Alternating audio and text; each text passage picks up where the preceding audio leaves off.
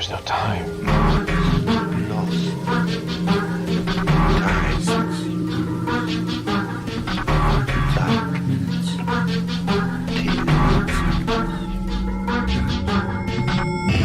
The time is 13 o'clock.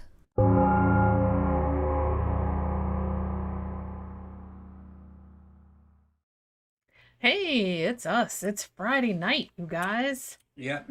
It's Zach's birthday today. Yeah, Zach. Well, we thought it was really funny because Zach just came into the chat and said, yes, he's got 2 balls in his birthday today. And I was like, that's really funny because literally a minute ago we were talking about how it was your birthday. Yeah. I saw it on Facebook when I was And I posting. said, I'm gonna have to get. I said I would have to get Zach a blowjob. Get one of them gay blowjobs. I'm gonna have to hook him up with somebody. I just had like a really funny of somebody walking into like a fast food joint saying, Yeah. I'd like one of those gay blowjobs, please. Yeah, it's a gay blowjob. Not the straight one, no. It's a gay blowjob. That's one of the options. Would you like to supersize it? Yeah. Oh my DSLs, please. DSLs. Yeah. Oh my Heavy god. on the bottom lip. Yeah. I like that Habsburg action. I like that Habsburg. Oh my god. Around the dome, around the dome.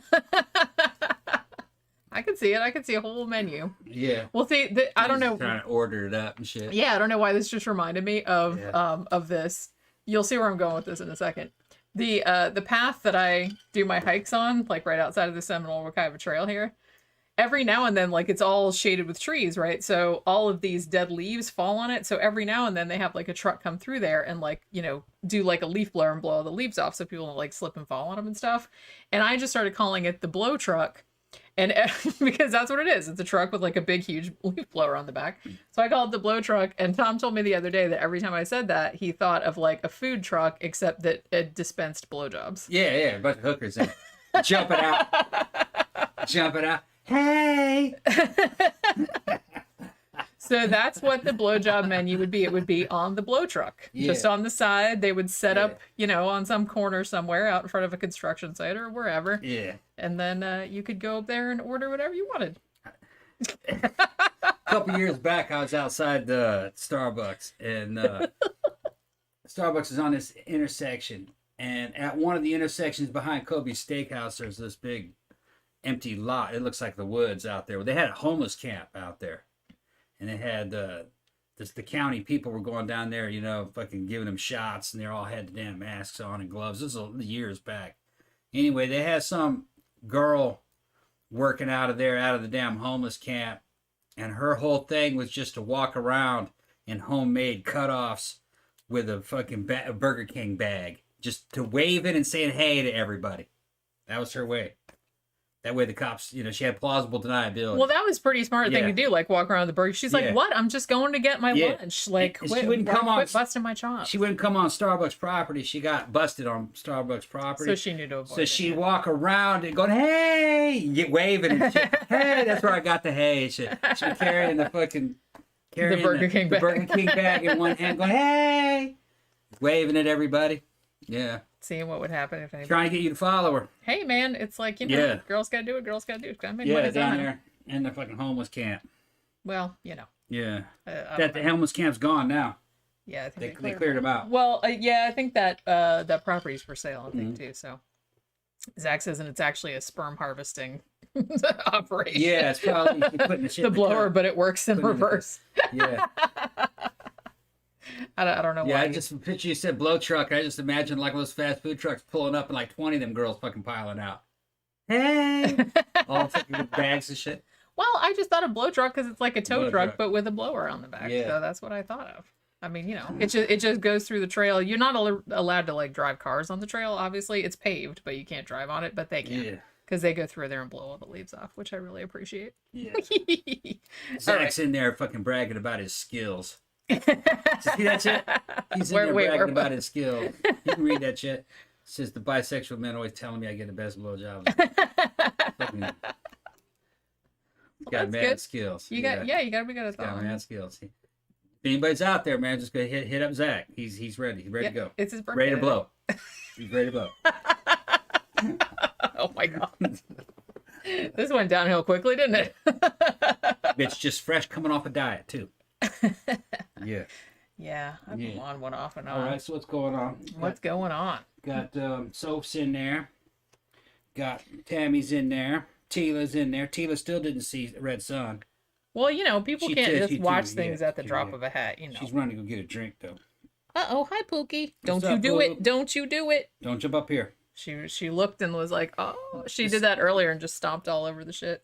So hopefully, I mean, I guess everybody can hear us. Nobody's complained that we sound like we're underwater in a box or something. So I guess it's okay. We're not going to have the laser going because we suspect that maybe it was a laser that caused us to lose our stream.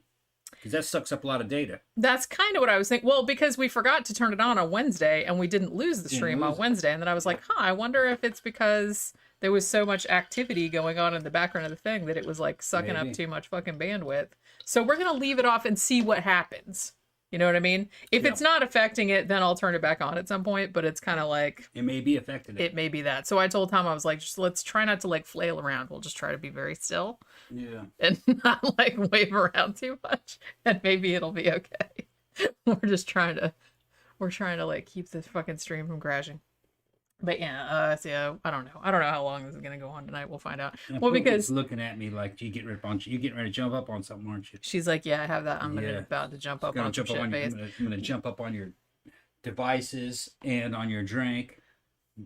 She's like, it's so tempting. It's so tempting. Well, last night we saw her. She was in the backyard, sitting by the tree, her little tree in the backyard, with her little buddy. She has a little buddy. I don't know whose cat it is. Maybe the neighbor across the street. I'm not sure. But the little cat looks almost exactly like her. Almost the same size, the same color, everything. Has a tail. Except has a tail. You know, obviously Pookie's has a little stumpy tail. They're just like sitting as they're looking at each other. Little buddies like hanging out just by the tree. It's so funny. I was like, oh, we found little twinsies. That's so cute. She's just gonna sit there and stare. So I got her like 4 big things of treats today. So she's and one of them had busted open in the package. So it's like there's little treats like scattered all over the carpet. So she's doing a little treasure hunt, like trying to find them. We're gonna make a new shirt design. It's gonna be a Sisters of Mercy ripoff. Gonna have the circle says Sisters of Mercy, and it's got the star with the head. The outline of the head. Someone put Pookie's head in there. It's going to be called the Pookie's of Mercy. Pookie of Mercy.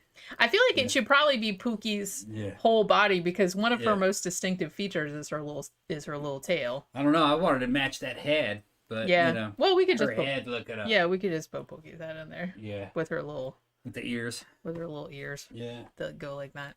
Yeah. She's got a super chat.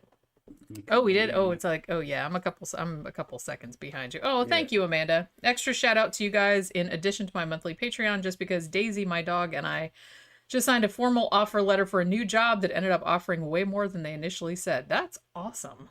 Yeah, that's awesome. Congratulations. Thank you very, very much. That's like super cool when that happens. Maybe that cat is a supernatural cat, and it's the cat Pookie is talking to in the mirror.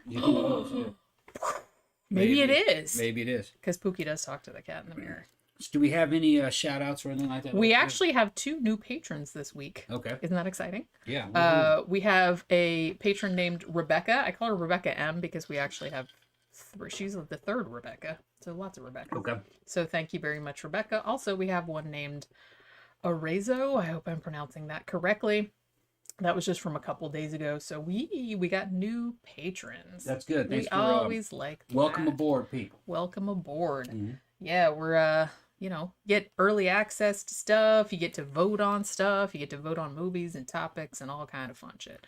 When I start doing my new movie reviews, I'm going to start doing 2 a week. I've already got like 4 of them in the can.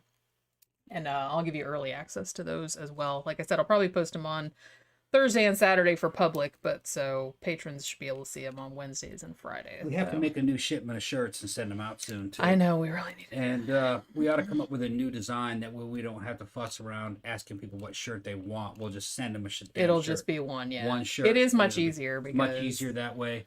And we may have people's size on record, huh? And their addresses and everything on the record? Most people I do, unless they're fairly new. Okay, we need to make sure we have all that. So yeah, we'll just do I a mass mailing, whether they contact us or not. Because a lot of y'all bitches don't answer. Like, what shirt do you want and what size? And then y'all never answer, so you don't get your shirt. So I want to resolve that. So you're gonna get your shirt whether you answer or not. Thank you, Dan. I mean, you paid Thank for it. you. Thanks, Yeah. Dan. I mean, like I said, I do have a list of everybody that contacted me the last time or the last couple times, and I wrote down everything like size and everything. I always check again just in case, because sometimes people have said, oh, they wanted a different size because they were giving it to somebody else or whatever. So I always like to check, and rather than just sending them out, but I usually do like a mass email. We need to get their sizes straight and their addresses straight. And that way we just have a straight mailing list. You get it. That's it. Yeah. Like I said, I have that, but we'll see if it's been updated. Okay. Because we have had some new people, so we have to like get all the maybe next new month people's we'll do stuff. that.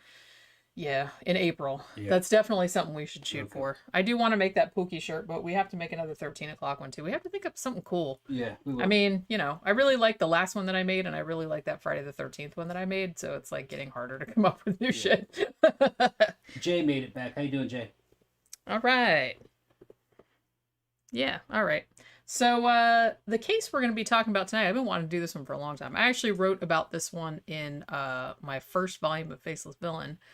This is a weird ass case. A couple of other channels have covered it. I think BuzzFeed Unsolved did it, and a couple of other ones. The weird thing about this case is that no one's entirely sure if the kids that are missing are dead or alive or what. It's, you know what I mean? It's just like a really, really strange case. This is the first time I'm hearing about this case. I haven't done any research or anything. I just found out about it today. I've been sleeping all day today.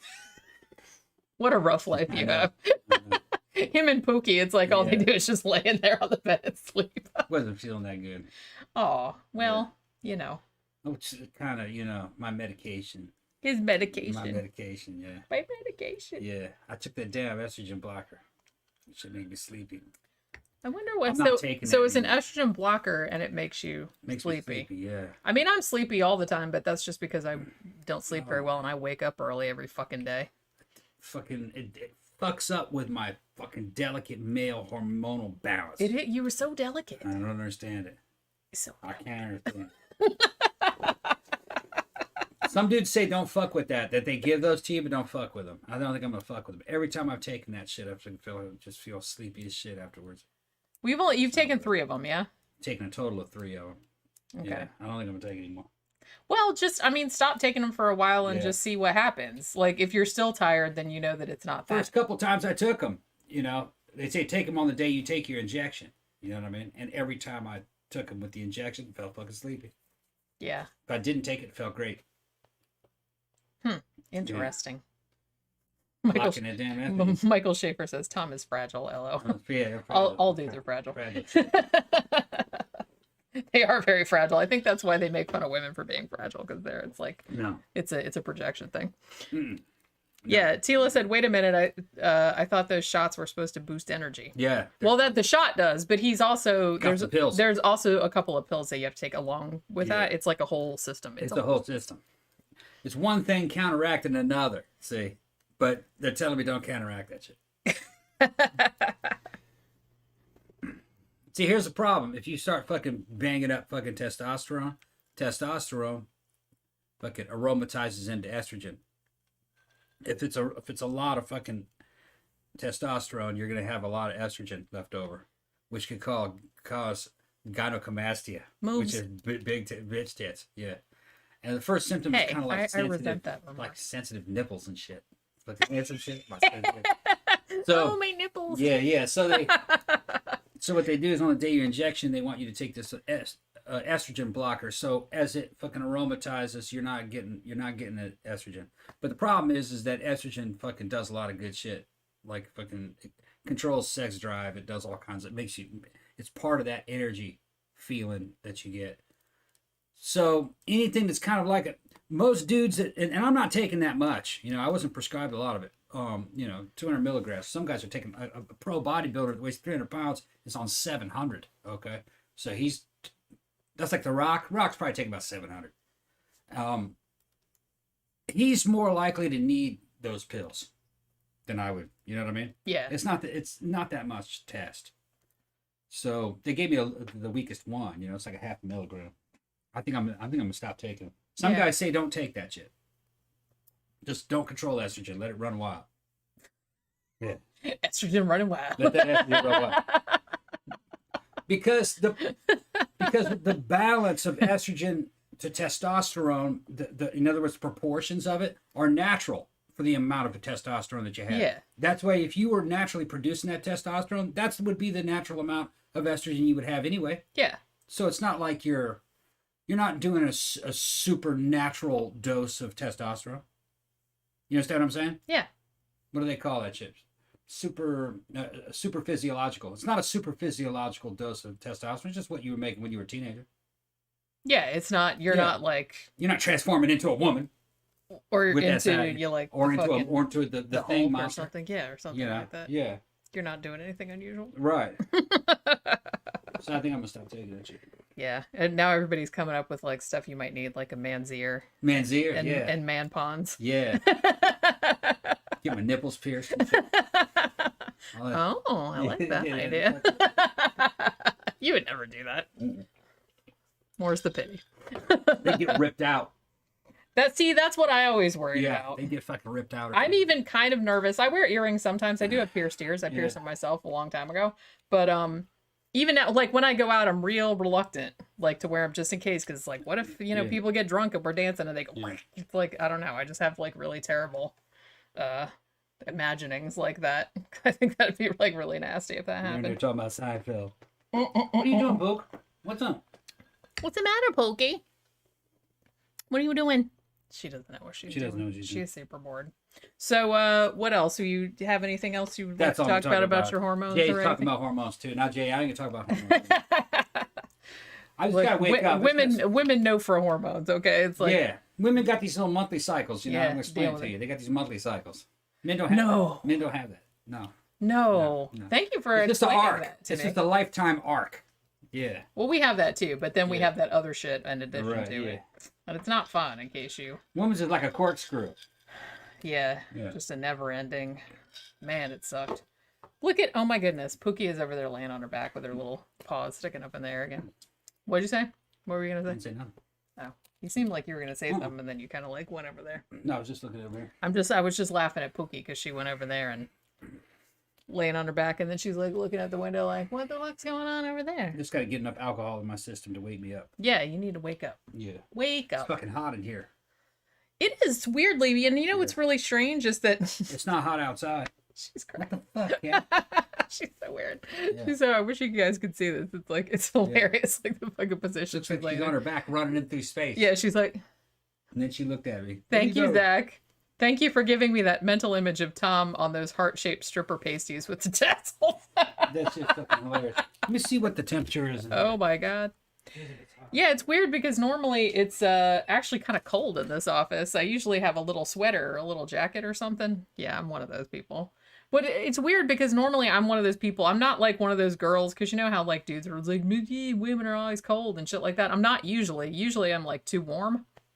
You know, and I'm just like, oh my God, I'm dying. And it's like, even when it's really cold outside, I'm like, please, please do not turn the heat on. It has to be really, really freezing cold before I will consent to having the heat on in the house or the car or anything because I can't stand it. But It's not hot in here. yeah, but sometimes it gets like so cold in this office for whatever reason that I need a jacket, which It's is 71 really weird. degrees. And it's really funny because I go in the bedroom to get the jacket and he's always like, "Are you cold?" And I'm like, "No, I'm just putting on the jacket on for no fucking reason." Of course I'm cold. Yeah. It's not cold in here, he always says. I'm like, okay. It's cold in here. That's why I'm putting the shit on. We're All still right. having hot flashes. Yeah, Oh, yeah, that could maybe be, you man. are. That It could be. Yeah, because It I could be. fucking get burning up Man, at night and shit. Those sucked. I went through that, Yeah. but it wasn't as bad as I was Cool. expecting. But Stop it still kind of sucked. What is it outside right now? I don't know. What's the 72, 73. yeah? It's not actually that. It's not that hot, but it's not cool either. Like I went out this morning for my hike and it was real cloudy, and I think it was in the 60s maybe. This shit here, man, this is gonna. Poke, what are you doing? We're gonna have to get rid of her. She She's gonna have to go outside. she'll be all right. She'll get bored Okay. in a minute. What's she doing? I just bought her a bunch of boxes of treats, and so she might be She's like scraping Trying to those. dig through the damn books. Oh, that's all right. Okay. Bryce J says Tom is my role model. Why is that? Yeah, we need to unpack that situation. Amanda says, I avoid hangovers with Pedialyte. A lot of people have said about that. I have never done it, but I don't get hangovers anymore Hey. because I usually take No. a bunch of aspirin before I go to sleep, and that usually works out. So I haven't had a hangover since I started doing that. All right. So you want to talk about this case now, or are you gonna be like, you gonna be into it? They're talking about Justice League in there. Yeah. That's that 4-hour one. Is it really 4 hours? Yeah, it's supposed to be pretty good. Yeah, I've heard it was pretty good. Zack Snyder cut. The new Oh my cut. god, 4 hours. Yeah. Do they have like intermission in the middle so I can like don't go know. to the bathroom and whatnot? Like you don't need that anymore because you can just pause the shit. Yeah. Not like back in the old days when it's like they Well, have to that's put an going to be the intermission in the future. middle. That's going to be the future anyway. The movies are just going to be 4 or 5 hours long, and it's going to be like a mini series. Because I don't think they're going to be opening up AMC, and fucking Regal Theaters is gone. Yeah, it's like That's it. it seems like AMC has gone, like a few of the theaters are still open, but they've just gone pretty much to an online streaming Yeah. service. Because I still get emails from them and they're just like, hey, this movie's out, but they're just doing the shit simultaneously. Theater attendance was bad anyway for the past 10 years. It was just slowly trailing off. People didn't give a shit about that. Other than like a few big movies every now and Yeah. then that everybody would go see. It's But just not it's like, economically viable anymore. I mean, yeah, it kind of sucks because, like I said, I really like going to the movies, but they are kind of a lot to maintain. Like I said, I don't really have a problem with them going more in an indie direction where they're kind of smaller, and you know, you have something like the Enzian here in Orlando where it's like a cafe, they serve food and beer and shit like that, and they show indie movies, documentaries, like, you know, weird shit. Well, I like that. Funny thing is that movie theaters predate television. Yeah. That's what people used to do every day before television was invented. All right. So it's a very old business model. It's a dinosaur. And then it ended up being kind of like an experience. And we were growing up in the 80s and in the 90s. They had really good movies at that time, especially, you know, compared to everything else that was going on. So you'd go and you'd see Terminator 1 and you'd see Predator 1 and you'd see Terminator 2. And it was quite an event, you know. There was an experience to go into it. But that's kind of gone now. That last couple of years that we were going to the theater, very rarely, maybe like one movie out of 30 would I get an experience like that. And that'd be like seeing the John Wick movies. Yeah, I mean, some movies absolutely need to be seen on the Yeah. big screen, like just to Yeah. to appreciate them. But And then there's a whole generations of people who are younger than us that did not grow up with the experiences that we had. In other words, they didn't grow up in the 80s seeing cool movies in the theater. They just didn't. They see everything off a fucking handheld device.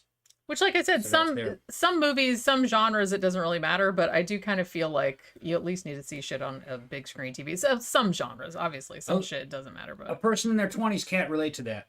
A lot Yeah, of them. I I've know. talked to them. They're just like, huh? What? Why would I want to do that? They got it on. They got headphones on and they have it in front of their hands. And if you actually look at the screen and you hold it up, it's kind of like having a tablet. yeah, that's You true. know what I mean? It's not a big difference. So they didn't grow up with that movie experience that we did. So they don't have an emotional connection to it. So they just don't go. Oh, they're Well- like, I'll wait till it streams. Well, yeah, and like I said, you know, in a lot of ways, streaming is kind of better because, like I said, you can pause it. It can be in your own house. You don't have to listen to a bunch of fucking ass clowns like talking. Yep. You Some can have ass- whatever snack you want, and they're free. The one that really drove me fucking crazy is where we were in the fucking, what was it? The Dolby Theater, the expensive one. Yeah, Yeah, with the reclining With seats all the and reclining that, seats. like all the. It's damn near empty theater, all right? And watching one of these movies, and some big old fucking white dude in his shorts comes in and sits down right next to me and takes his fucking shoes and socks off. And I got these fucking big ass fucking stinky fucking smelly feet. This fucking What the fuck are people motherfucker thinking? just takes his shoes and his Savages. socks off, and I'm just got these fucking stinky ass fucking. See, this is okay. Now, this feet. is the person that always sits near me on the airplane. Yeah. Is the person that takes their And I'm shoes like- and socks off and leans their feet like on my his armrest. feet up in there, and I'm like, what the really, fuck man? Is this shit? Really? Yeah. The And he was old ironic enough to know better. the ironic thing is if you did it to them, they would probably like, have a "Oh." fucking freak out. And he's just like a very, overweight, over the hill, middle-aged dude who thinks he's in his fucking den. Yeah, it's At like the- too bad he didn't stay there. You know what I mean? He thinks I he's will in his never den. understand people, like, I can understand if the movie theater is crowded, okay, and there's nowhere Yeah. to sit and you have to sit by another person. If the movie theater is half fucking empty, don't sit right goddamn next to me or right goddamn in front of me. There's tons of empty seats. Why? Yeah. Just why would you do that? Like, I hate the way I try to get as far away from other people as possible. You know what I mean? If I have to sit way the fuck out on the aisle to stay away from people, then I will do that. I don't understand why people gotta like get right up on you like that. Yeah. Just fuck off. But yeah, fucking Jeez. Tina's going, ew. Yeah, he was nasty. It's pretty nasty. He had them fucking Bermuda shorts and them fucking Hawaiian shirt type thing with the fucking Sometimes I wonder flip-flops. if that's like some kind of like reality show. Yeah, You know how they used to have flip-flop. candid camera back in the Yeah. 70s and like they would have some, because it's like, can anybody be that fucking clueless? I guess they can. Looked like he had a damn turtle underneath his shirt, just fucking big old belly, and pale as fuck. I mean, just pale. Dude looked like he never. We're in Florida. If you're real fucking pale here, you. Well, you live in your mom's must be basement, living in the or fucking basement. or you're not from here. You're not from here, so I'm just. I mean, because you get you get radiation sun just walking outside. just opening your window. You don't even have to go outside. Yeah. It just all comes in through your window and like base. I'm very pale for a Florida person, and I'm not even that pale. Tila said, same thing happened to me. He took off his shoes and put them up while eating sunflower seeds, Yeah. cracking the sunflowers. Yeah. Do they do it on purpose? Well, I mean, there was like an industry analysis, and one of the things that they said was that was one of the problems that they had with theater attendance is that in the modern era the guests couldn't stand each other. They don't like each other. well, yeah, because people got so People impose on each other, and there's Well, no, it's the space bubble. People have a much bigger space bubble now. Well, I don't blame them. Yeah. I've always had a really big space bubble Yeah. ever since the 70s, man. Get the fuck away from me. Yeah, and people are just rude. Make all kind of mouth noises, sucking on their teeth and shit, and fucking people are gross, man. And there's like, and some of the bad experiences I've had too were like old people that didn't know to turn their phone off. Yeah. You know, just shit like that. It's just like really, it seems like really obvious common sense shit, but I guess some people just think, and then if you yell at them, they'll just be like, what? I paid for a ticket too. They get all fucking Yeah. indignant about it. What did he say? Oh my God. I can't understand. What did he say? That was from the 1990s. Yeah, I yeah. still remember that vividly. Yeah. Did I tell that story? What's happening? What's he doing here? Who's this now? He ate the goat. Yeah. Yeah. He was right behind me, and his wife was just like, oh my God. They were like fucking 100 years old. And he clearly had no fucking idea what was going on. Although you do that sometimes too. Like, you're just, who's this now? Bullshit. What's going on? You do. You've No. done it before. And I'm just like, shh, I'll tell you later. Man. Even when you do it at home, I'm just like, I don't know. I'm trying to watch the movie. Well, that's because I'll leave. I had to come back. Is she gonna die? What happened? Yeah, it's terrible. So yeah, like I said, I don't mind going to a movie, but honestly, when I walk in there and there's nobody else in there but us, it's like I'm just like, yes. It's just like the whole fucking thing to myself. One, you know, I don't like watching movies with other people, but I do like going to the movie theater. Like, I like that experience. I just don't like other people that, you know, generally. All right, so are we ready to talk about the Go ahead, topic? start on the Okay. Some of the people that complain about it are like, Jesus Christ, you've been on for like 35 minutes. What the fuck? Yes, we've been going on for half an hour about bullshit, but you know, that's Everybody's going to be here already. Some of them are left. yeah. Probably because they're like, I thought you guys were gonna talk fuck about this shit. fuck this shit, but you know, Yeah. at least on this one, I'm pretty familiar with this case, and you know, at least we're just talking about one case, so we can talk about like theories and all this other kind of stuff too when we get through all the. Oh, is she biting your hand? Yeah, she biting me. Go ahead. So, you know, when we get down to all the details and whatnot. So let's go back to 1945. It was Christmas Eve, Fayetteville, West Virginia. There's a family called the Sodder family, George and Jennie Sodder, and their 10 children. Although one of their kids, their oldest son, was away in the army, but their 9 younger ones were still at home. Pretty, you know, upper middle class family. George Sodder was actually an Italian immigrant. I believe his wife was as well. But they had done, he had done pretty well for himself. Like, you know, eventually like got into his own business. I'll get into that later on. But so they had this house. It was Christmas Eve. And I guess this particular Christmas Eve, kind of a normal Christmas Eve for them. They had all their, the tree up and all the lights and everything. All the kids were still up. I think they had let them open some of their presents early. So some of the younger kids kind of wanted to stay up late so they could play with their stuff and, enjoy the tree more and all this other kind of stuff. So the parents said that it was okay. So 5 of their children, as I said, they had 10, but 9 were still at home. So 5 of the children, Maurice, who was 14, Martha, who was 12, Louis, who was 10, Jenny, who was 8, and Betty, who was 6, said that they wanted to stay up later and play with some of their toys. So their mom, whose name was also Jenny, said, yeah, okay, that's fine. We're all going to bed though. Just before you go to bed, make sure that you do like all your chores before you go to bed. So their chores before they went to bed, they had some farm animals. So they said to the kids, go out and make sure the farm animals are fed and they're all locked up for the night and everything like that. Turn off all the Christmas lights, lock the doors, close the curtains, do all the regular going to bed shit. So then George and Jennie and their 4 other kids went upstairs to bed.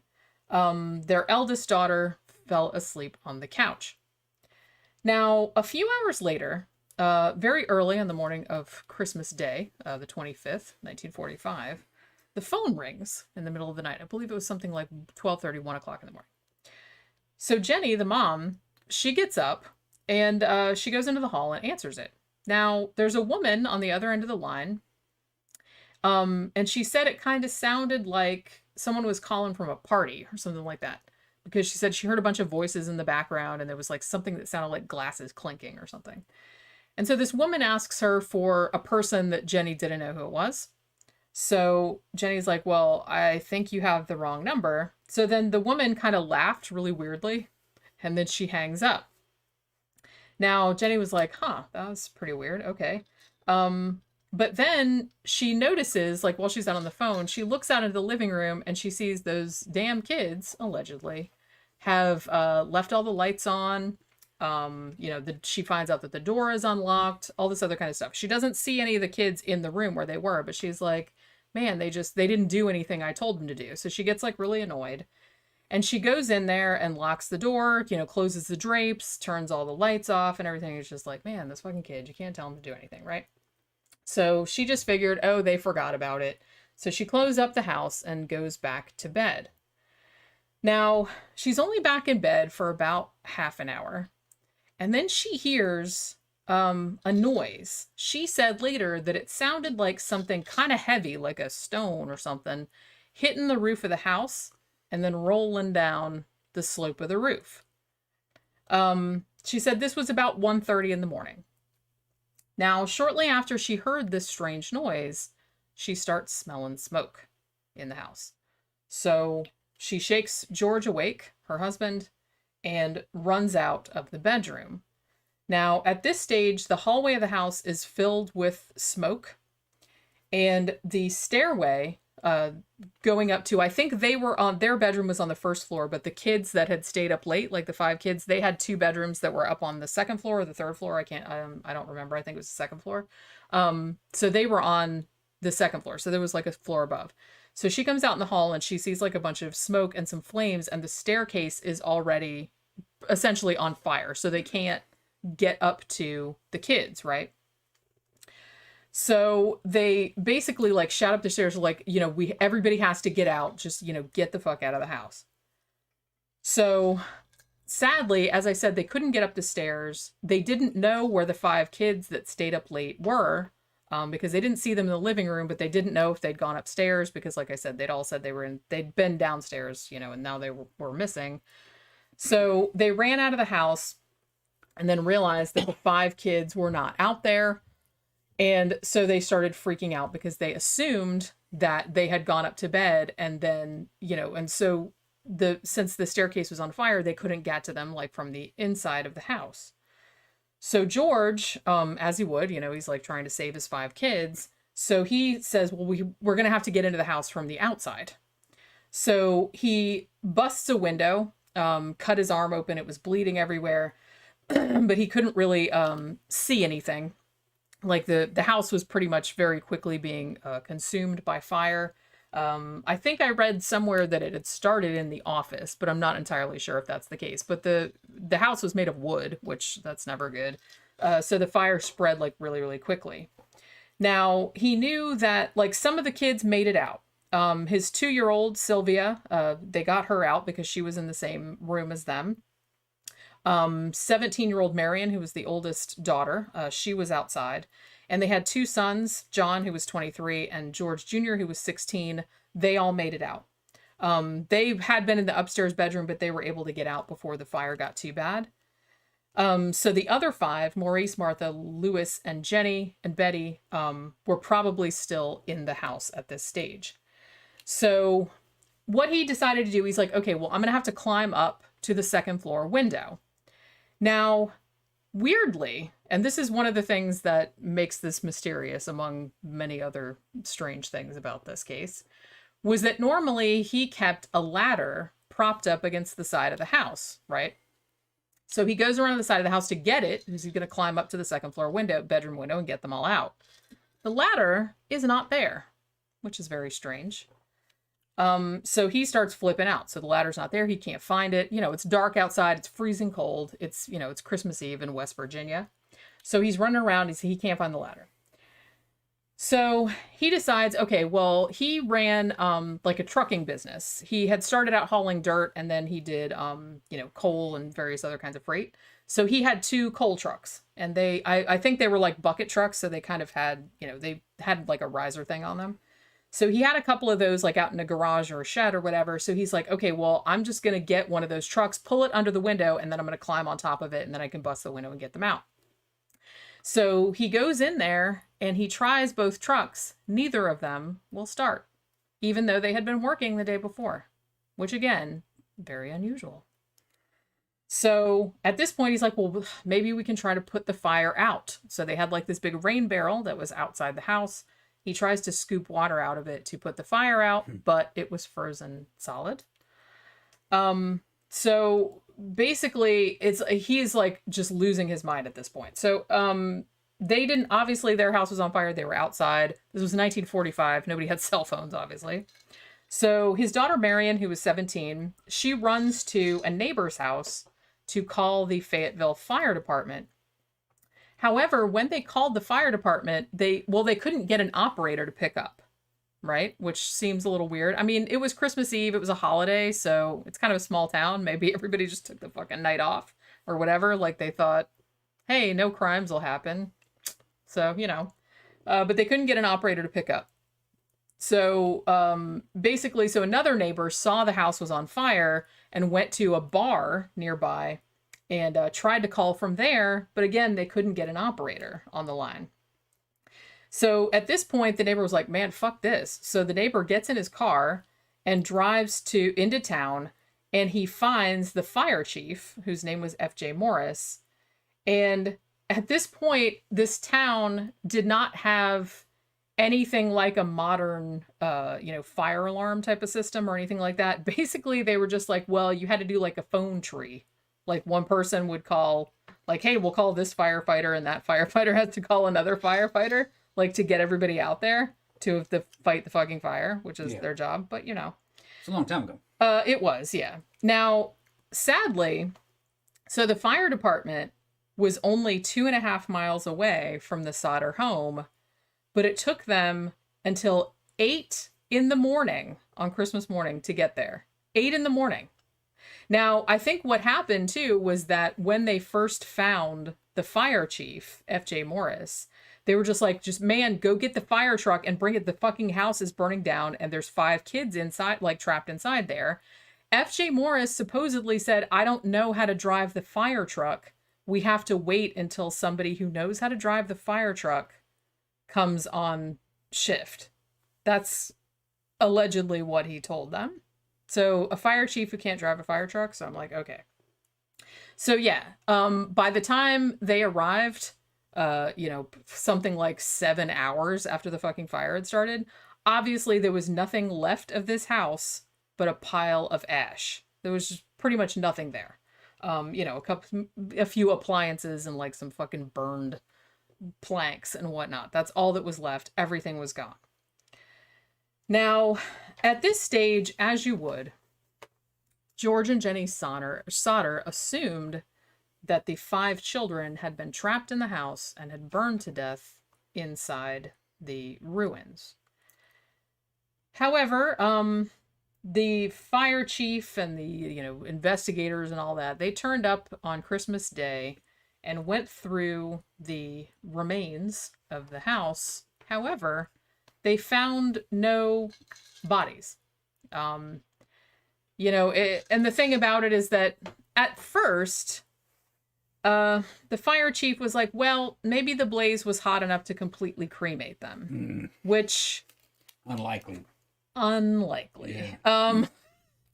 And because, the thing about it is that this is one of the things that kind of made the Sodders suspicious, was the fact that they found 0 evidence, and not even a bone shard or anything. No, there'd be something that's fine. Even though there were some, like I said, appliances and things like that. They found shit like that in there.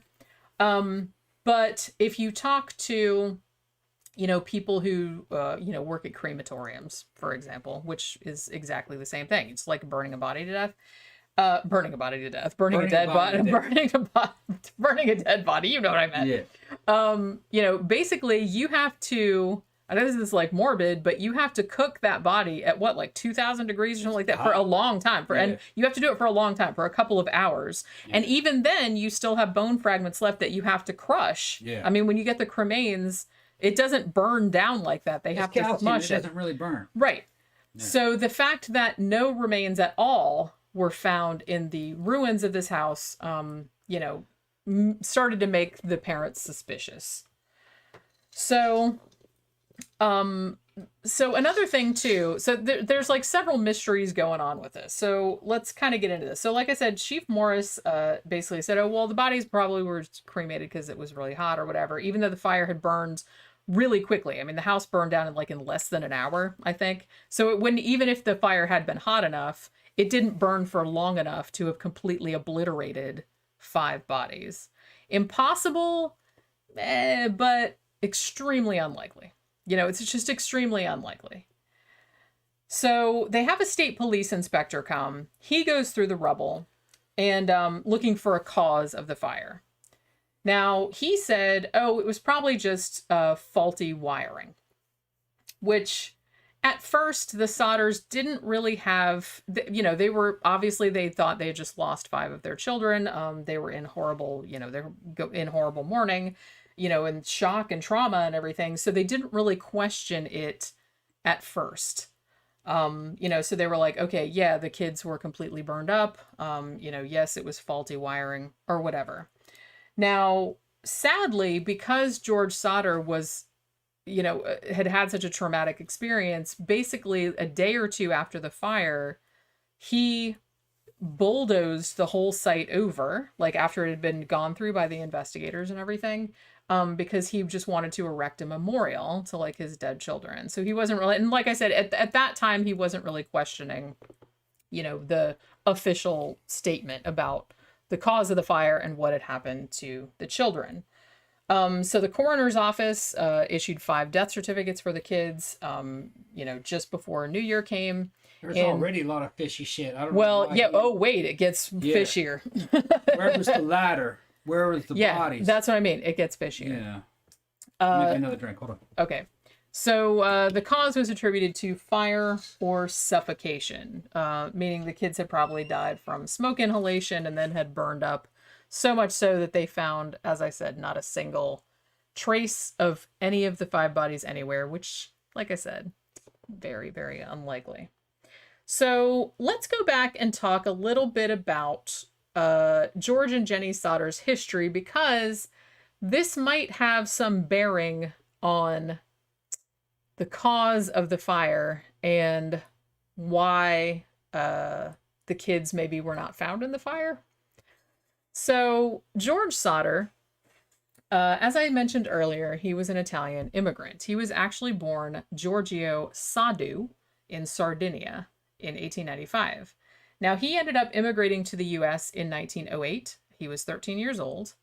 Him and his brother, who was a little bit older, they came to Ellis Island and Americanized their names, like a lot of immigrants did.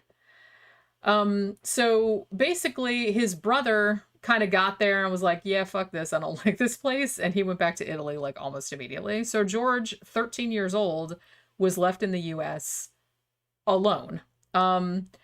So he ended up actually getting work in the railroads in Pennsylvania. Just kind of like just little shit jobs like, carrying water to the people that worked on the railroads and whatever. After a few years, he ended up moving to Smithers, West Virginia. Now, as he got a little bit older, he sort of like worked his way up. He was, in a way, he was kind of like one of those like American like immigrant success stories where he came here with nothing when he was 13 years old and actually made like a pretty nice like middle class life for himself, right? And like I said, he really did start out with nothing. He just started working on the railroads when he was a kid, and then he when he got older and he got his license, he started working as a driver, and then eventually was able to put away enough money to start his own trucking company. He's just started hauling dirt for construction, and then he started doing coal and freight and stuff like that. Now, he ended up meeting his wife, Jenny, who was the daughter of, she was also an Italian immigrant. She had come over when she was very young, when she was 3 years old with her family. Her family owned a music store. So he had gone into the music store that day and met her so they got married later on. So between 1923 and 1943, they had 10 children together, like I said. Now, this particular Fayetteville, West Virginia, at least at this time, in, around the time that they moved there, it was kind of a small town, but it had a really big Italian immigrant community. So a lot of people in town knew the Sodders, like I said, because George owned his own hauling company. And a lot of people said they were kind of like, one person was quoted that knew them was quoted as saying they were one of the most respected middle-class families around. They had like a nice house. They had like a bunch of kids, kind of well regarded in the community. Now, one thing that maybe wasn't so well regarded, and again, this is why I bring this up, because there might have been some like nefarious shit going on with this fucking fire, was that George, he was a nice guy, seemed like, but he wasn't shy about telling people what he really thought, and he had some pretty strong opinions about stuff and was not shy about sharing them. One of the things that he had very strong opinions on was his hatred of Mussolini. Now, a lot of people, it's weird in hindsight, but it's, this is the 1940s. There were a lot of Italian immigrants in the U.S. who were very pro-Mussolini, and kind of saying that you were against Mussolini, like some of the other Italian immigrants might not have liked that so much. So he did get into some verbal altercations with some other people in the Italian American community about his dislike of Mussolini. Yeah, that might trip some people out. How you could be unpopular for not liking a fascist. But I know, like I said, that's very funny, like to think about. It's funny only in modern terms. Yeah. Fascism in the 30s, 20s, 30s, 40s was fucking super popular. Super popular. It was. It was real popular in the United States. It was not considered a derogatory term to call somebody a fascist. When really where that word comes from, I think it was the Romans had a symbol that they used. I think it was called fasce, I think was the name of it in Latin. And it was just a bunch of little sticks together in a big bundle with a little axe head on it. One stick on its own is weak, but a whole bunch of sticks makes a fucking powerful weapon. That's what it is. Really, they used it as a national symbol. It just means union. Unionist. That's all fascist means. Union. So you could say, United States is fascist. Everything's fascist. Anything that requires unity and teamwork and group thinking is fascist. At least in its original definition. Sure. Yeah. The only difference between fascism and other kinds of unionist type things is that fascist political parties tended to wear uniforms. They'd make up a uniform and wear it as a political party, not part of the military. Just imagine if the Republicans and Democrats wore uniforms. That's what it would be like. But there was really nothing unusual about them. It was socialist, or maybe they were capitalist or whatever. It was just a style they just wore a uniform and they were a unionist. And some of them were technocrats. So I just think it's interesting. Now, after World War II, fascism is a bad thing. Or it's, Yeah, I mean, like I said, prior to that, it was still like there, there was still some debate to be had about it. And so, a lot has been said about George's outspoken hatred of Mussolini as maybe a reason why he might have been targeted by some other Italian Americans in the community, because he did, reportedly get into a lot of verbal altercations about it. Another thing that's interesting about him too is that he would never tell anybody why he left Italy. Even though he left Italy like at a very young age, he was very, very cagey about why he wanted to leave. Like if anybody asked him about it, he would just like shut right up. So no one really knew like why he'd wanted to leave. Amanda says, I was in a teacher's union. It wasn't fascist. Yes, it was. Yes, it was. No, it weren't. Anything that is fascist just means group or teamwork or union. That's what it meant. But because of World War II, it has a negative connotation. But all the winners were fascist anyway. Soviet Union was fascist. The United States, you could consider that. Well, was that technically fascist? I don't know. It's hard to say. It's a union. Any kind of teamwork. That's all the fascist meant. Not all fascists were Italians. Not all fascists were Germans. There was fascist parties all over the world. They were like that. But you don't hear about them. They didn't really do anything, Yeah. Right. But yeah, so like I said, a lot of people brought that up because he got into a lot of arguments about it.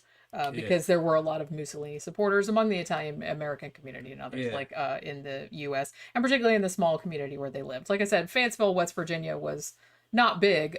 It's in the Appalachians, but there was a large Italian American community there.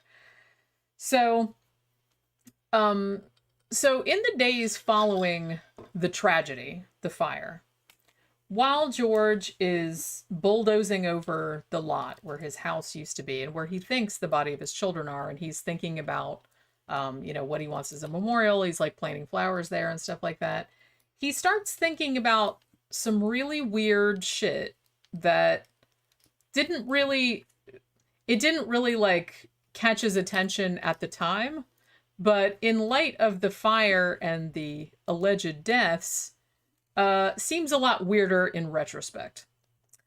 One of these things was that he remembered that there was a dude that it was like a month or two before the fire, and he'd never seen this dude before. He shows up at the house and he's asking about work. He wants a job. So he turns up and he kind of goes around to the back of the house, like him and George are talking.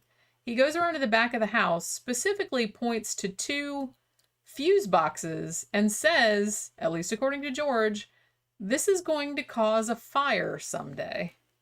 Which, like I said, George didn't think anything about it at the time, but in light of what happened later, seemed a little weird. George thought it was a little bit weird at the time because he had just had the house rewired, or he had just had all of the wiring checked, like by the power company. So it didn't appear that there was anything wrong with it at the time. So he just thought it was very strange that this random dude who was looking for a job would kind of go around behind his house and go, oh, almost sounds a little bit like that nice business you got here, shame if something happened to it kind of thing. It's, you know what I mean? It's like a little bit threatening. Hey. What are you doing back there, Pookie? Just trying to get in trouble. She's like, what makes noise? Yeah, what makes noise? Leave it alone. She's like, oh, paper makes noise with my claws. Yeah. DJ Maniac, I require chocolate pudding. Be right back. It's like he got chocolate pudding the other day. I thought it was really funny. Some people are buffering. Really? Yeah. Oh my God, please don't tell me that. Bee's Nest said that. That's probably just Bee's Nest. Maybe it's not. I mean, I think it's okay. Bill Cosby roofies DJ's pudding. I'll tell you something right now, nothing to do with Bill Cosby, but I used to love those fucking pudding pops. Those were so fucking good. The chocolate ones. Not the vanilla ones were kind of gross, but you know what I mean. Yeah. I just remember that fucking commercial that he was in with the fucking pudding pops. So terrible in retrospect. But yeah, so this dude shows up, and so like I said, he thought that was a little strange. Now, right around the same time period, this other guy shows up at the house, like a door-to-door salesman type of dude. And he was trying to sell George some life insurance for his family. And George's like, no, thank you. I don't really require any life insurance at this point in time. At which point the guy seemed to get really butthurt, like in a really outsized sort of way. Like you'd think that he'd just be like, okay, well, bye. But no, he said, and this, according to George, he said, your goddamn house is going up in smoke and your children are going to be destroyed. That's what he said that this dude said when he didn't want any life insurance. So, a little weird. Come again. here. People are, bad. Yeah. She's getting bad back there. Stop it. She wants attention. Yeah. Mm-hmm. She was laying down there listening to you talk, but she was lulling her to sleep, and then she's like, I can't sleep. And she jumped up. You can sleep, Pookie. Yeah. You can if you want to. Yeah. Yeah, Beast Nest says it's me. I'm uploading and downloading at the same time. Well, see, yes, that. You can't do that. Well, you can, but, this is going to buffer. Come here, Pope. She's hiding.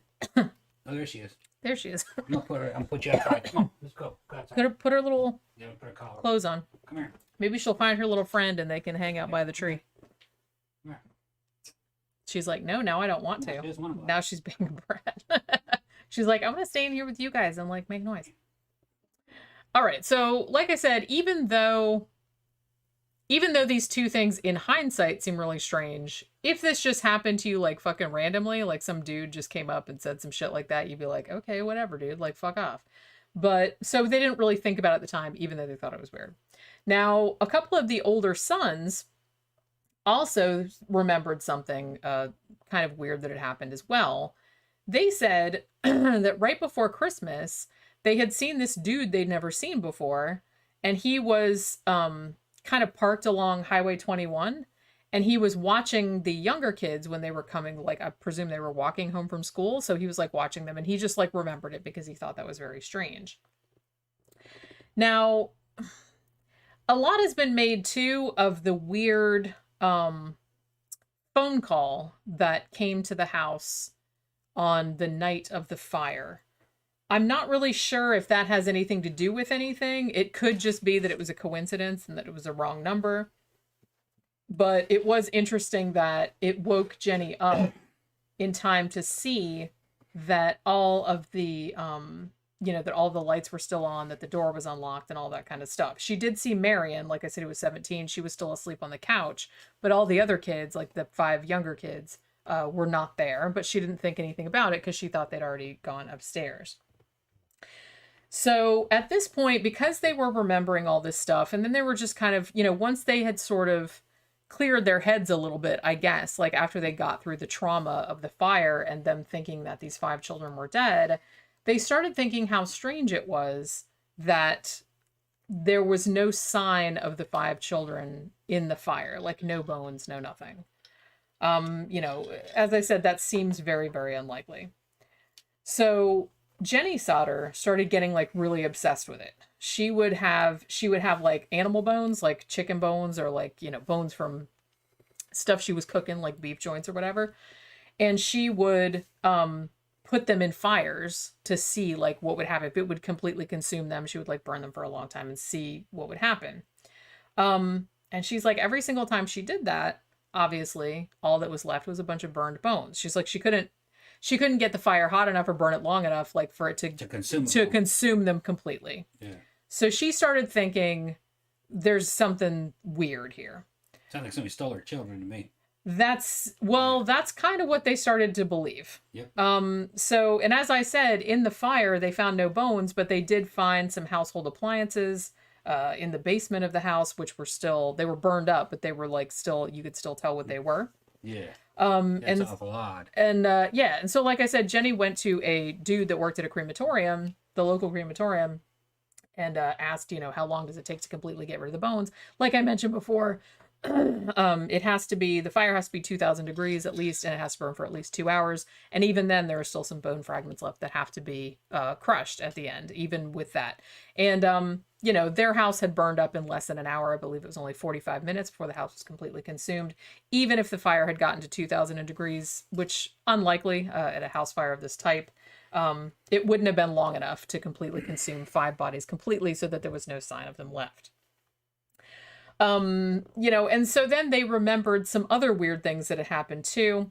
When they kind of came to kind of check out the fire, like before he bulldozed everything over, they had like this telephone repairman guy come, and he said that the telephone lines to the house looked like they'd been cut and not burned through. Now, if Jenny remembered, she had gotten a phone call at about 12:30 on Christmas morning, and the phone was working then. So at some point, somebody must have cut their phone lines after that point, right? So like I said, the more you think about it, the more it's looking like fucking arson. Another thing that's kind of strange is that even though the official report said that the fire had been caused by faulty wiring, they did notice that when the house was burning, like a bunch of the Christmas lights were still on, which you would kind of think that some of the power would have been blown out. You know what I mean? If faulty wiring had been the cause of the fire, but some of the lights in the house were still on, like even while the house was burning, at least downstairs, like all the lights were still on. There was also later on, after the case kind of hit the media, a witness came forward and said that, I saw a guy, while the house was burning or shortly before that, and he was stealing a block and tackle, the thing that they used to pull car engines out. He was taking that out. He was stealing it from the property. So that kind of leads me to believe that maybe he had fucked with George's trucks, because like I said, George had tried to put the trucks like under the window to pull his kids out, and neither of them would start, even though they had been working the day before. So somebody was fucking with these people's shit, is what I'm saying. Also, I think that guy, I don't remember if it was the same guy or if it was a different guy, but he actually admitted, yeah, I cut the telephone lines. I thought it was electrical lines, though. But he didn't really say, like, why he was cutting the power to the house. Like, you know what I mean? It was just, like, a whole fucking weird situation. Now, a couple days later, I think it was, a few days or a week or something later, the family was back visiting the site where their house used to be. And Sylvia, who was a 2-year-old, she was kind of digging around in the dirt like 2-year-olds do. And she found this object in the yard. It was like a hard rubber ball. And when she kind of pulled it out of the dirt, Jenny remembered that not too long after that weird phone call, like before she noticed the fire starting, she'd heard something hit the roof and then roll down it. And then she's like, is this what this is? Because it looked like it could have been some type of incendiary device. You know what I mean? That someone was like throwing at their house. Now, so at this stage, because of all of these weird little things about, and another thing too is that the ladder, you know what I mean? The ladder that he kept like propped up against the side of the house all the time. They found that later, but it was like in a ditch. It was still on the property, but you couldn't really see it like from the eye line because somebody had like kind of thrown it down in a ravine or something. So obviously someone has been on these people's property fucking with their shit. They moved the ladder on purpose. They maybe, fucked with the truck so they wouldn't start. Somebody cut their telephone line so they couldn't call anyone. So it really does seem like arson was, the cause of the fire, not just all the faulty wiring, obviously. Another thing too is that, thank you, Louise, longtime watcher, first time chatter. Hope y'all are having a rad day. Much love from Melbourne, Australia. Wow. Thank you very much. All the way across the way. I wonder what time it is over there. Time to give money. Yeah. I guess so. Yeah. So at this stage, George and Jenny have started to become convinced that their children did not die in the fire, but had been kidnapped prior to the fire because someone had set the fire and someone had taken their children. Possibly somebody that was getting revenge on them, getting revenge on George for all of the stuff that he had said. He must have pissed someone off. That's kind of the going theory. And so they decided that they were just going to fucking burn his house down and kidnap 5 of his kids for whatever reason. Now, there were some sightings of the kids later on. And now I'm always kind of skeptical of sightings because I've written about a lot of cases where someone disappears and then there's like a rash of sightings, like, hey, I saw him in a Denny's somewhere, I saw this and that, but then like later it turns out that they were dead the whole time. Like they'll find their body and it was like it was been there since they disappeared, so obviously that couldn't have been them. So I'm always like really skeptical about that. But just for the sake of completion, I will say that a lot of people said that they saw kids that could have been these kids. You know what I'm saying? There was one woman who, the night of the fire, like while it was still going on, and she actually knew the kids, like, she was a neighbor or whatever. She said that she saw the 5 kids, or at least some of them, like peeking out the window of a car that was going by, you know what I mean? Like while the fire was going on. And like I said, she knew the kids, so she probably would have recognized them. She said she saw them and she didn't know, like she didn't think anything about it at the time because she didn't know that they were supposed to be in the house. You know what I'm saying? She just like saw, oh, I saw him peeking out this car window that was going by. There was also another woman, and she worked at like a kind of a tourist place or a rest stop or whatever between Fayetteville and Charleston. And that was about 50 miles away. And she said the morning after the fire, she worked in like the cafe there. And she said that she brought them breakfast, like that they were sitting at a table with a couple of adults, like 2 women and 2 men, but all 4 of them Italian. She said the car that they were driving had Florida license plates.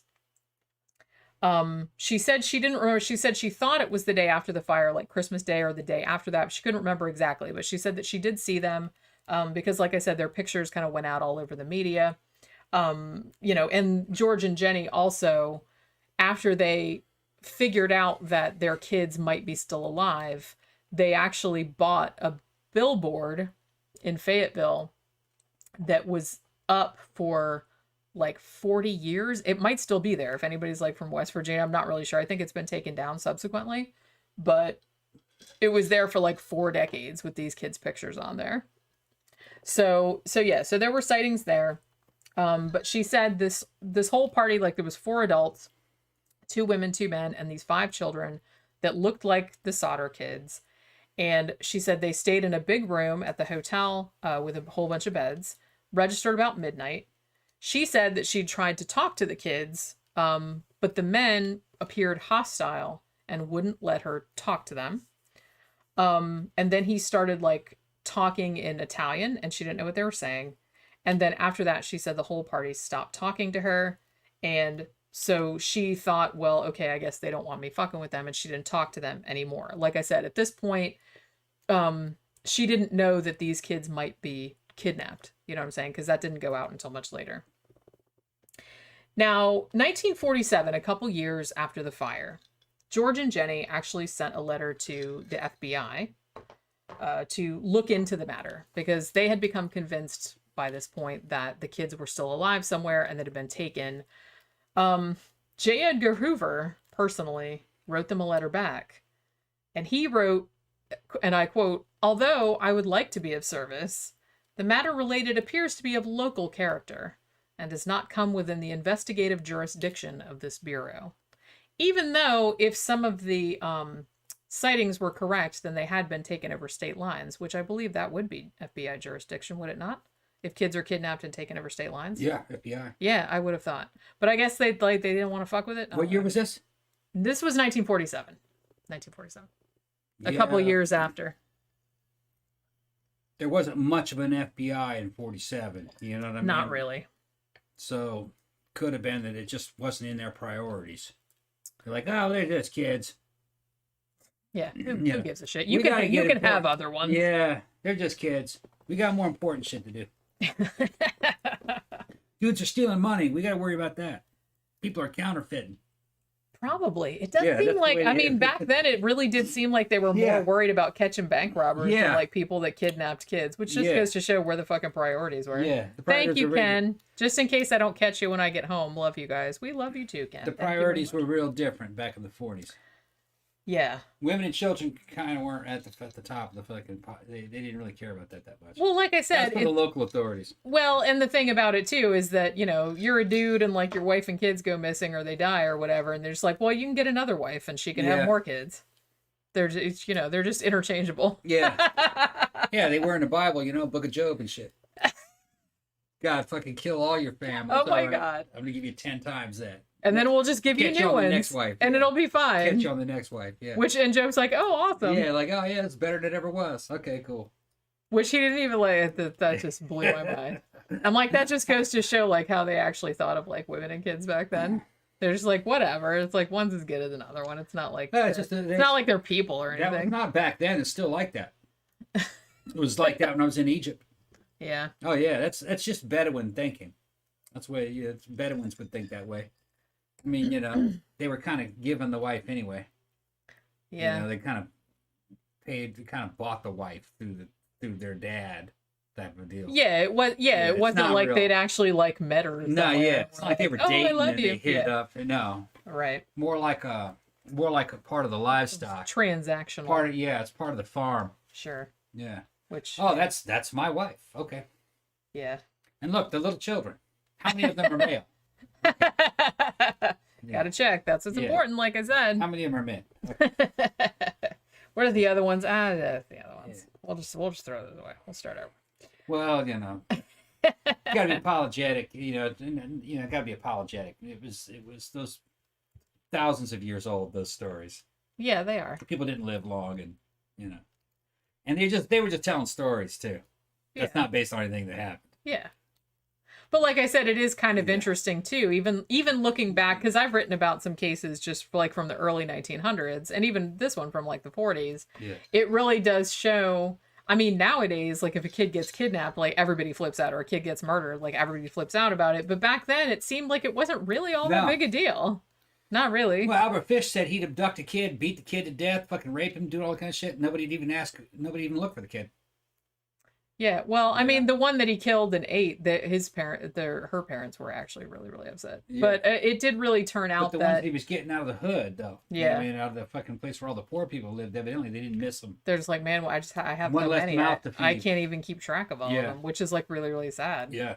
But that's how he knew to fucking target those ones, I guess. Yeah. Well, if you look at some of those like dumbbell tenements, you know, it's like in New York, Chicago, back in the very early 1900s. I mean, that's fucking terrible living conditions. Fucking Yeah. terrible. Look like something like, you know, lot where you keep livestock, Yep. you know, and just people out in the street, you know what I mean? And all the kids out in the street and fucking laundry hanging everywhere. To just, you know, the sanitation was bad, and it'd be really easy to snatch kids and people, and they just wouldn't be missed. I don't think. They're like, wait, hold on, 1, 2, 3, 4, 5, 6. I'm missing one. You know what I mean? Wait, Mommy, I which, think I'm which missing one's one. gone? Yeah, because they'd have a bunch. What are of their them. names again? Yeah, Yeah. they're all kind of wearing rags and stuff. Look like something out of damn Oliver Twist. Yeah, it's bad. Yeah. Well, like I said, it's sad because, you know, you get these fucking predators like Albert Fish and his ilk. Yeah. And they just kind of swoop right in there and they Yeah. can take advantage of that shit. I'm surprised. Honestly, I'm surprised it didn't happen more often. Well, it probably did happen more often. Probably just don't know about it. Yeah, we just don't know about it. Yeah, they didn't keep records. Didn't keep records in law enforcement. Not the good old days, not by a long No, stretch. no, especially Nope. not in a city. No way. No. No way. You No. could Good pay old me any amount days. of money. Good old days of the 1800s was far away from civilization. Far away. Yeah, good old days was out on the Great Plains, fucking living on a trail, fucking with Indians and stuff, and trading with Indians, and you know, getting an Indian girlfriend or whatever. You know, you didn't want to be in a city. I mean, farming No. is hard too, No, but bad. Yeah. easier than probably much easier and better than living in like a Well, tenement in the middle of like a gross ass. It evidently was more. It was a lot better to be out in what we would call the Wild West today. Yeah. I mean, the people in those cities read adventure novels and aspired to go out there. Yeah. That was to go out there. And evidently the people that did it, they loved it. It was good, clean living, healthy living, Women would escape off into the woods and fucking run off with the Indians. Like I said, I don't blame them. Yeah. It I was a would've better done that life. too. What, are you going to live in that damn dumbbell tenement? Yeah, like with 40 million children, 40 like million pregnant children. all the time. Yeah. And it's like, yeah, You never see the husband. He's working working in some factory for no, pennies. thank you. And he comes back, he's just wasted away from fucking hard labor. Hell no. You wanted to be... The Indians fucking had a much better lifestyle for that time. Well, like I said, because Early they've been here for thousands of Yeah. years, so it's like they kind of had their shit together. Early industrial lifestyle fucking was terrible. And that's why you had guys like fucking Karl Marx appear and writing about all that shit. What Marx was talking about did apply, but that was back then and in that stage of development. Yeah, it was fucking miserable. Yep. Yeah. Well, like I said, it's kind of the same conditions that allowed Jack the Ripper to run wild, because it was Whitechapel. It's just it was all prostitutes and criminals and just like poor people, and it's just like you could kind of fucking kill people and nobody would even really notice. I mean, the only reason people noticed him was because it was so egregious and so in your face. According to the writings of the time, Europe was even worse than the eastern seaboard of America. Much worse, because of the population density. You couldn't really get away from it. You know what I mean? At least if you were on the American continent, you could fucking get a coach or fucking maybe get on a train. Maybe the train didn't go all the way out to the western coast, but you could walk out of the civilization and go live. Yeah. You couldn't do that in Europe. You know what I mean? All the countryside was owned by some kind of nobility or king. Yeah, there was nowhere to go. You were trapped. You couldn't go anywhere. So you had to live in that shit. Yeah, here it's like I said, it's not like it was easy to go out and kind of like, scrape a life out of the wilderness, but it could be done. You could. They did it. Yeah. A lot of those fucking Wild West characters were Europeans that they hadn't been in the United States long. They hit New York. They were like, oh, fuck this. Maybe they had some money and bought some guns and some equipment and just they just kept going west. They made a life out there. They weren't going to stay in that shit. Yeah. It was just horrible. You see the photographs of it. Mm-hmm. Yeah. Concrete Jungle. What was the name of that? What was the name of that movie? No, that book that they made us read. Concrete Jungle, right? I think it was just called. It was Sinclair Lewis wrote it, right? I think it was just called The Jungle. The Jungle. Yeah. I think it was just called that. Yeah. I think somebody was talking about that in the comments. The Jungle. Yeah, we read that in high school, I think. Yeah. And what they were doing to the meat and the meat packing. Yeah, it was all about that. Man. I read a book a while back. I wish I could remember the name of it. I'll have to look up on my Goodreads shelves. But it was all about food safety laws. People take it for granted nowadays that the food you buy at the grocery store is, 99.99% of the time is totally safe. Yeah. But not too long ago. No. Not so much. No, you were kind of taking your life in your hands. Yeah. Like probably prior to World War II, maybe. Maybe even a little later than that. Yeah. There really wasn't any codified no food standards codes, like no food standards that said like how stuff had to be packaged or canned or anything like that. So I mean it was just like a free for all. And it was it's pretty horrifying. They talk about they'd have whole sides of beef that would fall down behind racks and get trapped back there and forgotten for weeks, and they'd be rotten. And they'd pull 3 or 4 of them out of there at the end of the week, or end of the month, and they'd pull them out there, and there'd be these fucking moldy, mildy, stinky fucking sides of beef. And then the management was like, no, we're going to put that in a can. We're going to can that shit. Yeah, because of course they're like, what? And they would cover it with lye and nowadays you would get get sued and try to kill the bacteria in that thing, and then throw that in the damn centrifuge and grind it up, boil it, put it in a can along with the rest of the good meat. They didn't give a shit. They did not give a shit. They said some of those cans, you'd open them up and they'd already be rotten. Yeah. Just be rotten, and the guys would eat it anyway. Just fucking terrible.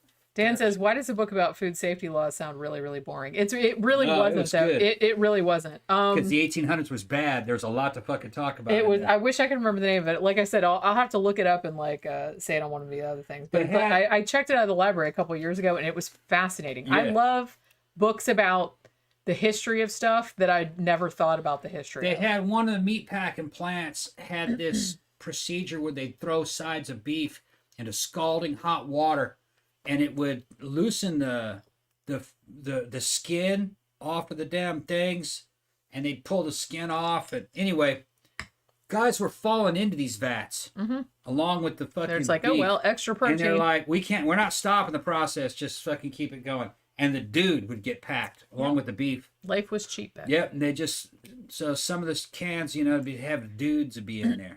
Dude meat would be in there. USDA dude meat. Yeah, USDA Like- dude meat. This tastes like Earl. 100% certified honky. USDA choice. Peck of wood.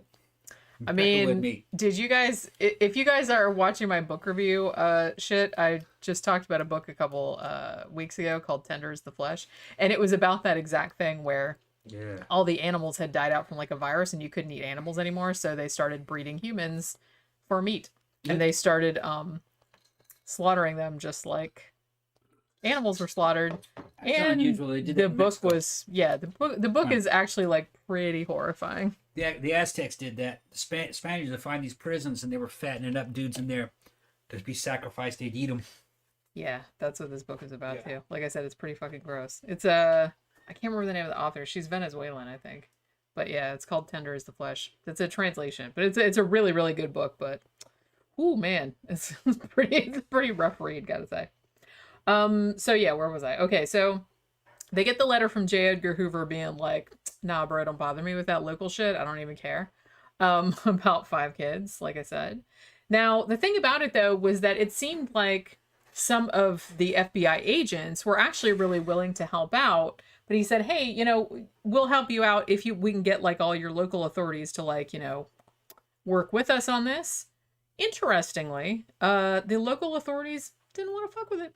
They're just like, nah, we're just gonna, they died in the fire. You know, that's the end of the matter. That's pretty much all they, you know, it was faulty wiring. Kids died in the fire, the end. So that's kind of where they were with it. So at this point, like I said, you got to get like George and Jennie Sodder. I can't blame them. It's like 5 of their fucking children are either dead or missing. And the fire, like I said, more and more looking like arson. So they are just not going to let this shit go. Which, like I said, if your parents, you know, people can relate. So at this point, FBI isn't going to help them. Local authorities don't want to help them. So they hire a private investigator.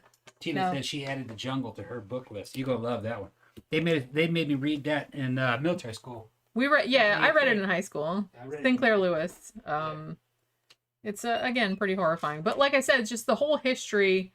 I don't know why. I just have this really fascinating.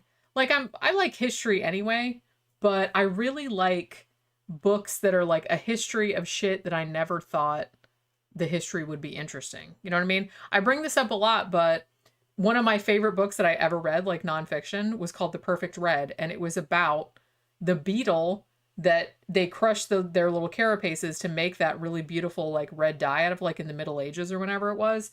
And you would think that book would be super boring, but it was not. There was fucking pirates and wars and all kind of shit in this book. Like, because the trade in this beetle and this dye was so lucrative that you had like all this fucking piracy and all kind of shit going on with it. It was just like fucking fascinating. I have read at least 5 or 6 books about the history of coffee. Okay. So there you go. It sounds like it'd be really boring, but it's really, really not. I mean, there's just, I read books about the history of coffee. I've read books about the history of smallpox vaccines.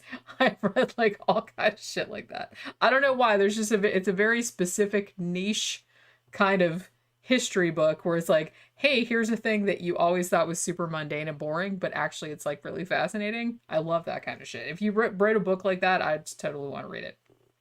But yeah, so they hire a private investigator. The private investigator's name was C.C. Tinsley. Now, one of the things that good old C.C. Tinsley uncovered was that, remember that insurance salesman who came to the house and tried to sell George Sodder some life insurance, and George Sodder was like, yeah, no thanks, I don't need any. And then he was like, yeah, your fucking goddamn house is going to go up in smoke, you know, quote unquote. Okay, so Tinsley found out that that dude was not, I don't know if he was really an insurance salesman, but he happened to be on the coroner's jury that had found the fire accidental. Suspicious. Also, there was another guy, he was going around like interviewing like a lot of people in Fayetteville, and there was a minister in Fayetteville, and he told Tinsley a very interesting story about F.J. Morris, who was the fire chief of Fayetteville, West Virginia. I almost said New Jersey. I don't know why. So this is super weird. I don't even know why this happened. But so F.J. Morris had said very clearly, no remains were found in the the remains of the house, the burned house. But he did tell this minister, for whatever reason, that he found a heart in the ashes. He's like, so I found this heart and I put it in a box and I buried it at the scene because I thought that, oh, maybe it'll give the family some closure. But he didn't tell the family that he found a heart there, right? And this gets weirder too. So Tinsley finally goes to the fire chief and is like, bro, what the fuck? You found a heart. Where is it? So F.J. Morris goes to the spot and they dig it up. They dig up the box and they take the supposed heart to the funeral director in town. And the funeral director said, this isn't a heart, this is a beef liver.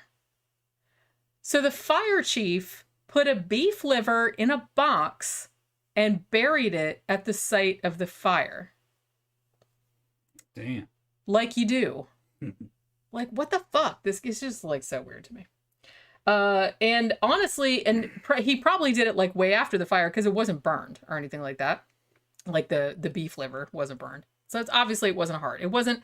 So I'm thinking that the weird thing is that it seemed like the fire chief wanted to, I kind of feel like he was maybe in on it, but he's like, well, I want to have like a body part in there so it doesn't seem so weird that there's no body parts. But then he didn't tell the family. He's like, hey, I found a heart. You know what I mean? Which like you'd think that he would.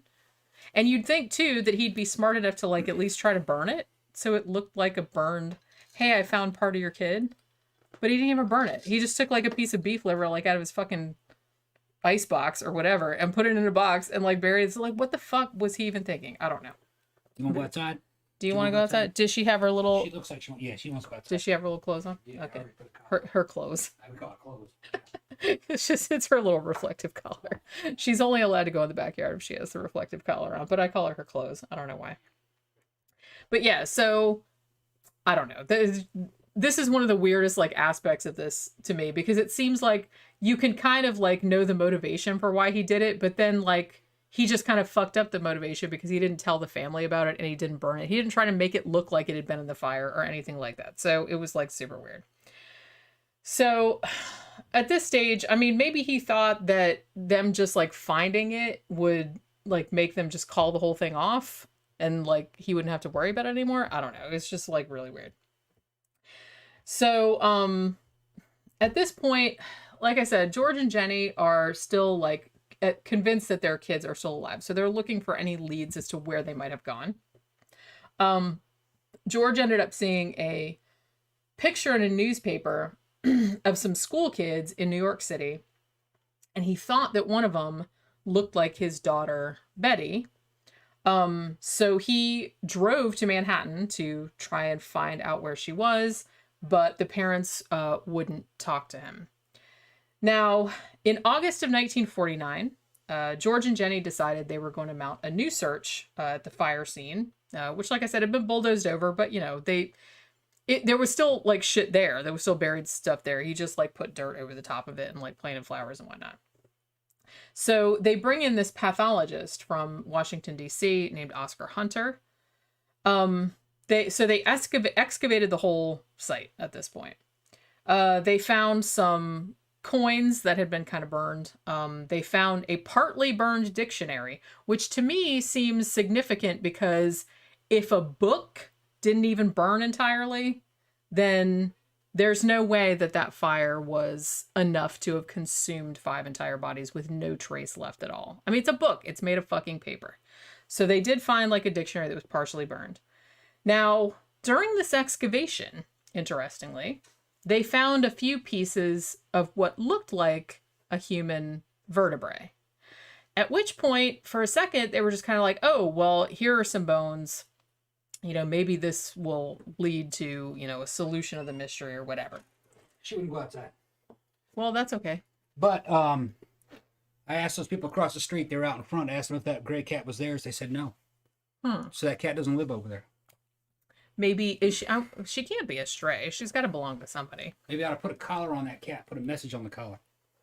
Maybe, like, whose cat is this? Yeah. Because if she's not anybody's cat, I'm kidnapping her. Yeah. Then we'll have 3 cats.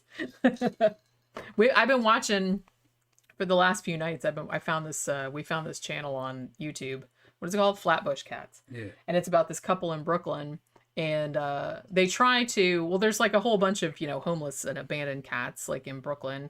And so they try to, the adult ones, they try to trap them and, you know, spay and neuter them. And then they let them, because a lot of them are feral, so they won't live in a house. So, but they at least try to spay and neuter them so they don't reproduce.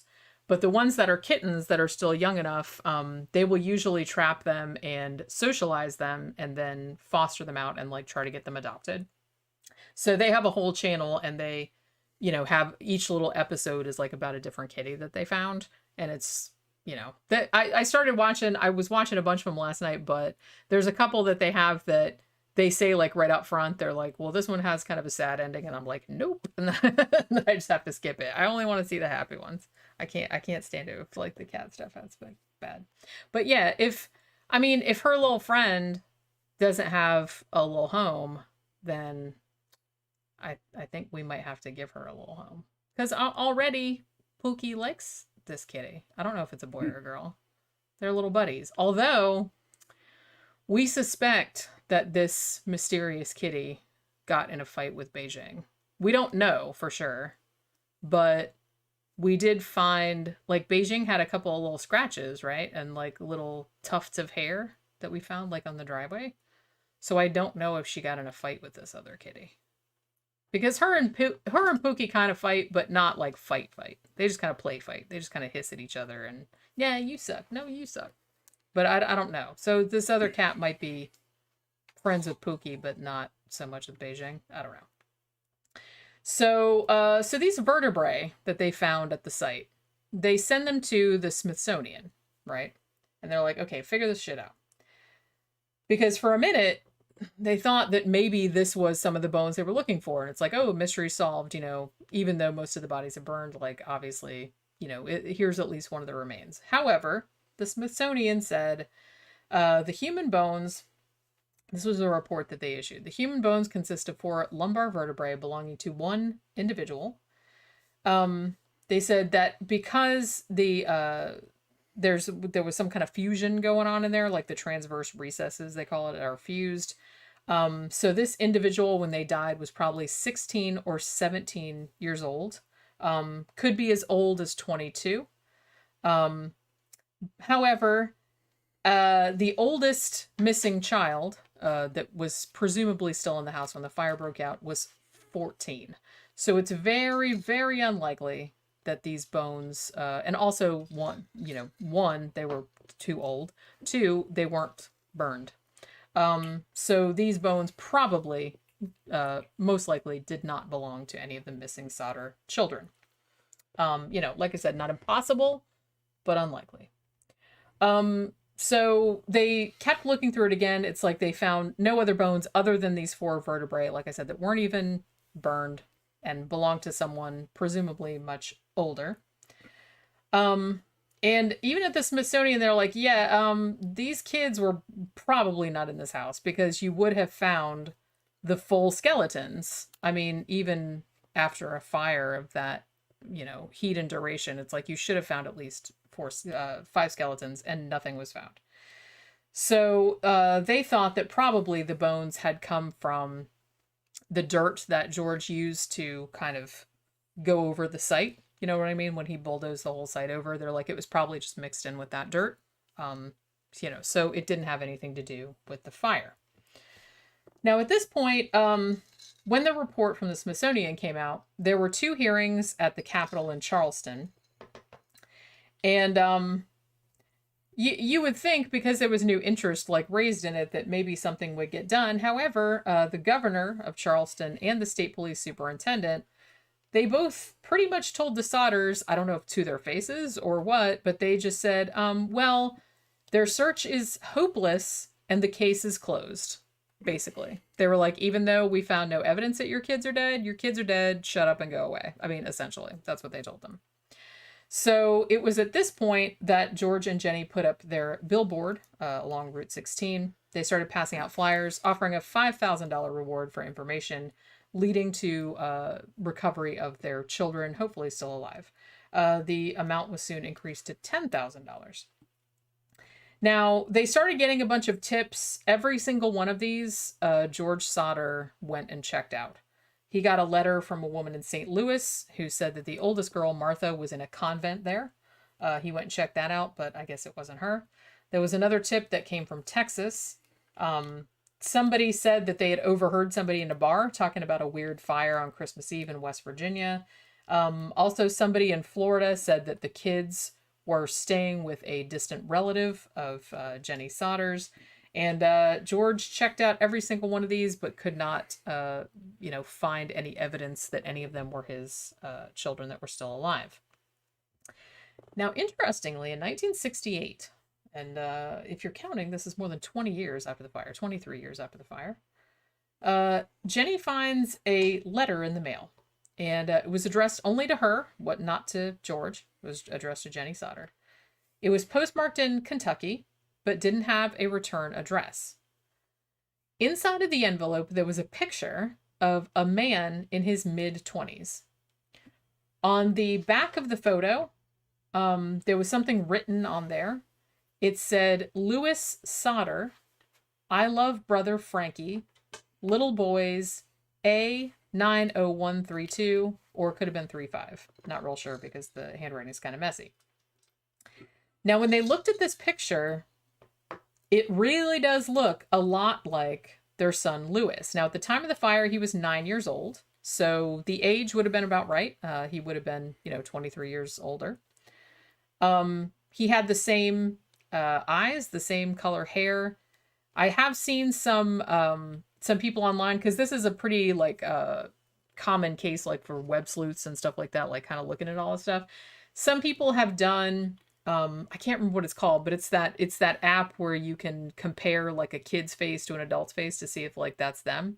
So somebody did that and determined that it was fucking 84% or 95% or something like that it was probably the same person, because they had a picture of Louis when he was 9 years old, and the picture that Jennie Sodder had been sent 23 years later. I have to say, it does look creepily like the same dude. So I'm not really sure, I don't think there was a letter or anything else. It was just this picture and this weird message that was on the back. So some people have said that maybe the letters and numbers on there maybe it was a zip code or something like that. They were trying to tell her what, they were trying to tell her coded, where they were, maybe they were in some kind of trouble. Not really sure. The weird thing about this too, and I feel like this isn't gone into enough. So they hire another private investigator to go check this lead out. So they send him to Kentucky. That private investigator apparently went to Kentucky to check out the case, and then they never heard from him again. He disappeared. Weird. And I'm presuming, because some people are like, well, did he just run off with their money? But I was like, he was a private investigator. It's not like they gave him a fucking $1 million or anything like that. And he was just like, woo, I'm going to the Bahamas. Where did he go? They never heard from him again. Maybe something, he ran afoul of something, maybe. That's kind of what people are implying. Or a better case came by. Yeah, and he was just like, fuck those people. Fuck that case, maybe. Maybe, I don't know. So, yeah, really strange. So that fucking dude disappeared. So they figured, okay, so they're like, when that happened, they were like, okay, now if we publish this envelope or the name of the town on the postmark. Maybe that'll blow back. Like, if that is their son, like maybe someone's holding him against his will, and it's like maybe they'll kill him. It's like, they were really suspicious at this point. So they're like, basically what they did was they took the billboard that they already had and they updated the billboard. Like, they put that new picture on it, like, just in case. You know what I mean? So they did that.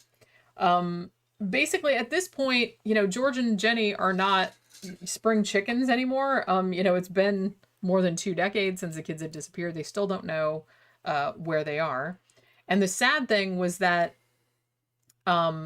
about a year after they got that letter, not even a year after they got that picture, George died. So he never did find out like what happened to them, if that was really Lewis or anything.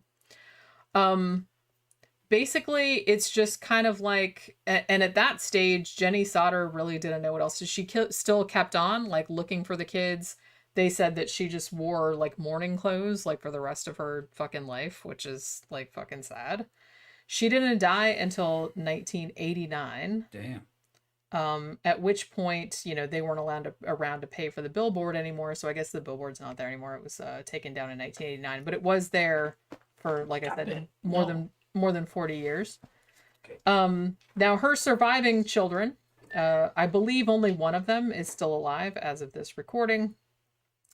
But so her kids and grandkids still kept looking for their siblings, just over the years. It was kind of like an obsession with them. And I guess it's like, the thing about it, I guess some of their kids even said that like they had even had like organized crime people like come up to them, like try to recruit them and shit, try to extort money out of them. They really seem to genuinely believe that the kids were kidnapped before the fire was started. Obviously, it really does seem like the fire was arson. Like I said, there was a dude that stole the block and tackle. The ladder was in a place where it wasn't supposed to be. The phone lines appeared as though they had been cut. There was that whole thing where she heard the thing rolling down the roof, and then later they found that rubber ball in there that looked like a pineapple bomb or an incendiary device. So it did really seem like, and also there was a witness too. There was a bus driver, I think, that was going past the house prior to the fire breaking out, and said that they saw somebody throwing what looked like Molotov cocktails or, fire bombs or something like that at their house. So it definitely does seem like there was some kind of conspiracy against this particular family, maybe against George Sodder in particular, because it really does seem like the fire was arson. But whether the kids were in there or not, no one is entirely sure. Like, some people are kind of like, yeah, maybe the kids just died and it was just weird. They never did find the bodies. But I don't know. It just seems really... Both scenarios seem unlikely, right? They would have at least found skulls. You would think that. You would at least think they'd find something. Teeth they and found skulls. nothing. Yeah, they found no teeth. They found nothing. So it's just... That to me seems unlikely. It is also unlikely that someone managed to get 5 kids out of the house without anyone noticing it, but I don't know. It's been done before. Yeah, and both scenarios seem equally unlikely, but I think the fact that they just found 0 evidence of any of 5 children that were in a house that supposedly burned up and they found nothing in there, I think the kids were taken out before the fire was set. You know what I mean? Yeah, maybe one of the kids did it, but they would have found them eventually. Well, yeah, but these were like little kids. The How old were they? oldest one was 14. They were little. You know what I mean? That's old enough to start a fire, but the thing is, though, is if the 14-year-old or the younger ones had started the fire and then they got all the kids out and tried to run away, they'd have been found eventually. You know what I mean? So they were never found. I mean, like I said, they would probably all be dead by now because honestly, I was reading an interview with Sylvia, who was only 2 years old when the fire started. In 2012, she was 69 years old, and I think she's the last remaining one. All the other ones are dead. It's only 2 possibilities. They were kidnapped and the arson was used to cover it up. Yeah. Or they died in an anomalous fire that totally consumed their skeletons. I find that hard to believe. Yeah, I kind of find that hard to that believe. you couldn't find any of those. Yeah, bodies. they found nothing. And it really Now, did seem like a lot of stuff too, like the fire chief and everything like that. It seemed like they were trying to like cover some shit up. I'm not usually a big like conspiracy theory thing, person, but this does actually seem like a little bit of a little conspiracy. Unless it was a shitty investigation that they found the bones, but they didn't realize that they found the bones. Yeah. You know what I mean? You know what I mean? Like they found the bones, but they just thought it was charred wood. You know, maybe something like that. But you would think that they would know the difference. I mean, it's up on the second floor. The house goes up. The second floor collapses in on the first one. So it gets kind of mixed up. But you're going to find skulls. Come on. You're going to find or skulls. at least teeth or something. Yeah. And the thing about it is that, you know, if the fire was arson, which I imagine it probably was, you would think that it seemed like the fire chief and, you know, the sheriff, everybody that investigated this were very invested in making the Sodders believe that all their kids had died in the fire. So you'd think that, you know, any little thing that they found in there be like, yeah, look, here they are. So the fact that they didn't find anything in there, even though they probably had reason to, you know, or had motivation to find that, is just very strange to me. Now read what Sophie said. Yeah, I was just going to say that. Sophie said, I heard a theory that because George razed the grounds of the house right after, somehow the soil underneath could have still been smoldering enough to burn up the bones. Has someone tested this theory? Maybe. You know, that's possible. Like I said, I'm not sure how long it was when he because they actually did come and do an investigation and like go through the ruins and stuff.